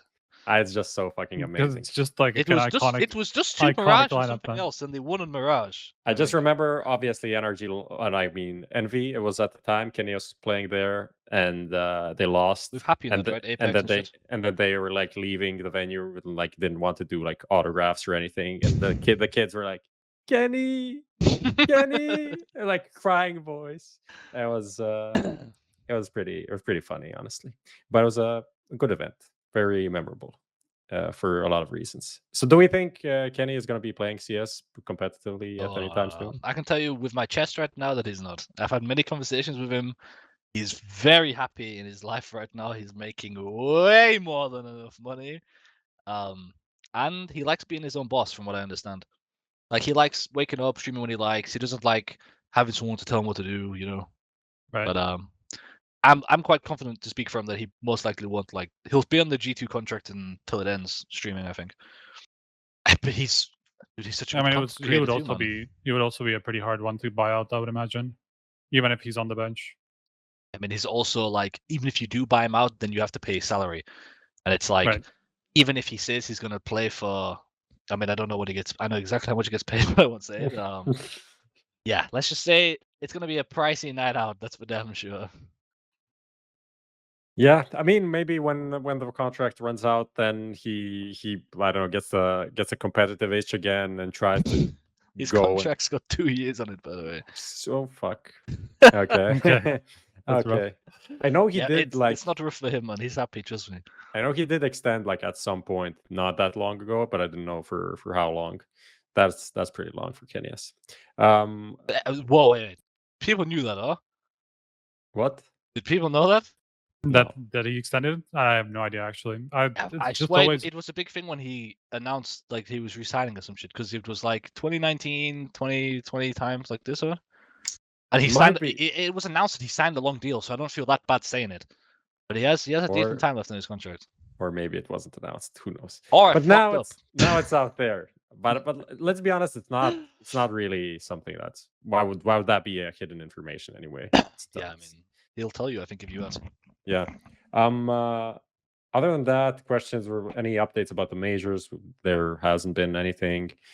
That's more or less it. I don't know if you have anything else to touch no. on. I mean, in terms of majors, like the RMOs, like I said, I think announcements have to come very soon. Like even Chad said something about it last show, right? There's just something that got delayed, and like that always happens with the RMR stuff. Like something with Valve always gets in the way, and the stuff just gets delayed. So I imagine we're finally gonna learn some updates on the major circuits on the next RMRs now that we're fucking 3 months away from the actual major and are supposed to have 2 RMR events until then. So hopefully we'll learn something new by the next show. You know how they do, right? They just say, guys, no updates, and then at 12 a.m. they'll announce that qualifiers in 6 hours, and people have 2 hours to sign up, and it's like, fuck, my baby's born tomorrow, but I've got to play at a major, so it's how it is. Then you got to give up some commitments for that shit. Yeah. I hope Always that's have not horrible gonna happen, planning. but it sounds like it could be, yeah. History only repeats itself when they're Yeah. like 10 for 10, I think, doing that shit. So Yeah, we'll pretty find much. out. Okay. And it's never the organizer's fault, by the way. Like almost never. It's always Valve. Anyway. Well, let's wrap up the show. It's been a complete mess, an absolute chaos. So thank you for super sticking. sub, man. Thank you for I'm sticking. literally the super sub, bud. Thank you, Smooya, for showing up and being the first guy to actually stream being on the show and streaming the link to the live chat, URL and everything, which yep. no one hacked. Thank you to all the good people in chat. The password was Dust2, obviously, so you could have joined so easy. Other than that, nothing to say. We'll come back in Come back stronger. Come back stronger. Come back stronger in a week. Chad will have his microphone fixed, and he'll also go to Zen classes and do some yoga, and everything will be fine. What happened with him? I think he just got tilted. Couldn't fix it. Dude, he's live on Twitch right now. Oh, that's funny. I'm kidding. Obviously, it's not. Okay. Imagine he's just playing Face It. Smooya, are you gonna stream? Should we host you now? Yeah, I'll turn my stream on for. Okay, so follow Smooya on Twitch. Support him now that he's a benched tier 4 player, and tune in. That was funny too. Follow HLTV Confirmed on Twitter and on all the other social medias. See you.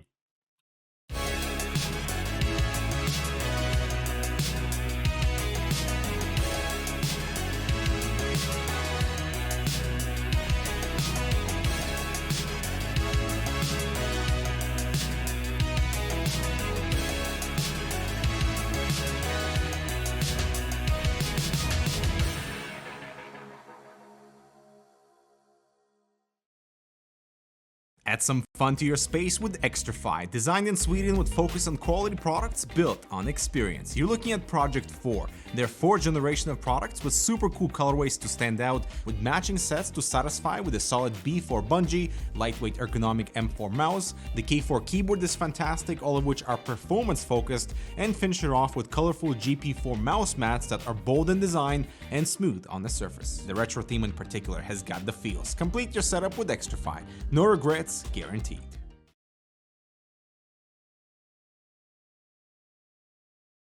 Fist bumps go to the teammates.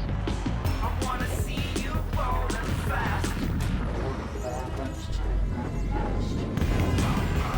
Win the round. Win the game. Parry Match, your esports teammate. Stuck ranking up? Lost the motivation to grind? Bored of clicking heads on aim maps? Get some color into your game. Bitskins.com. Buying and selling skins made easy. Tons of payment methods and instant cash outs. Just choose your dream skins, select your preferred payment method, and start grinding again. If you want to play like the pros, you gotta look like the pros.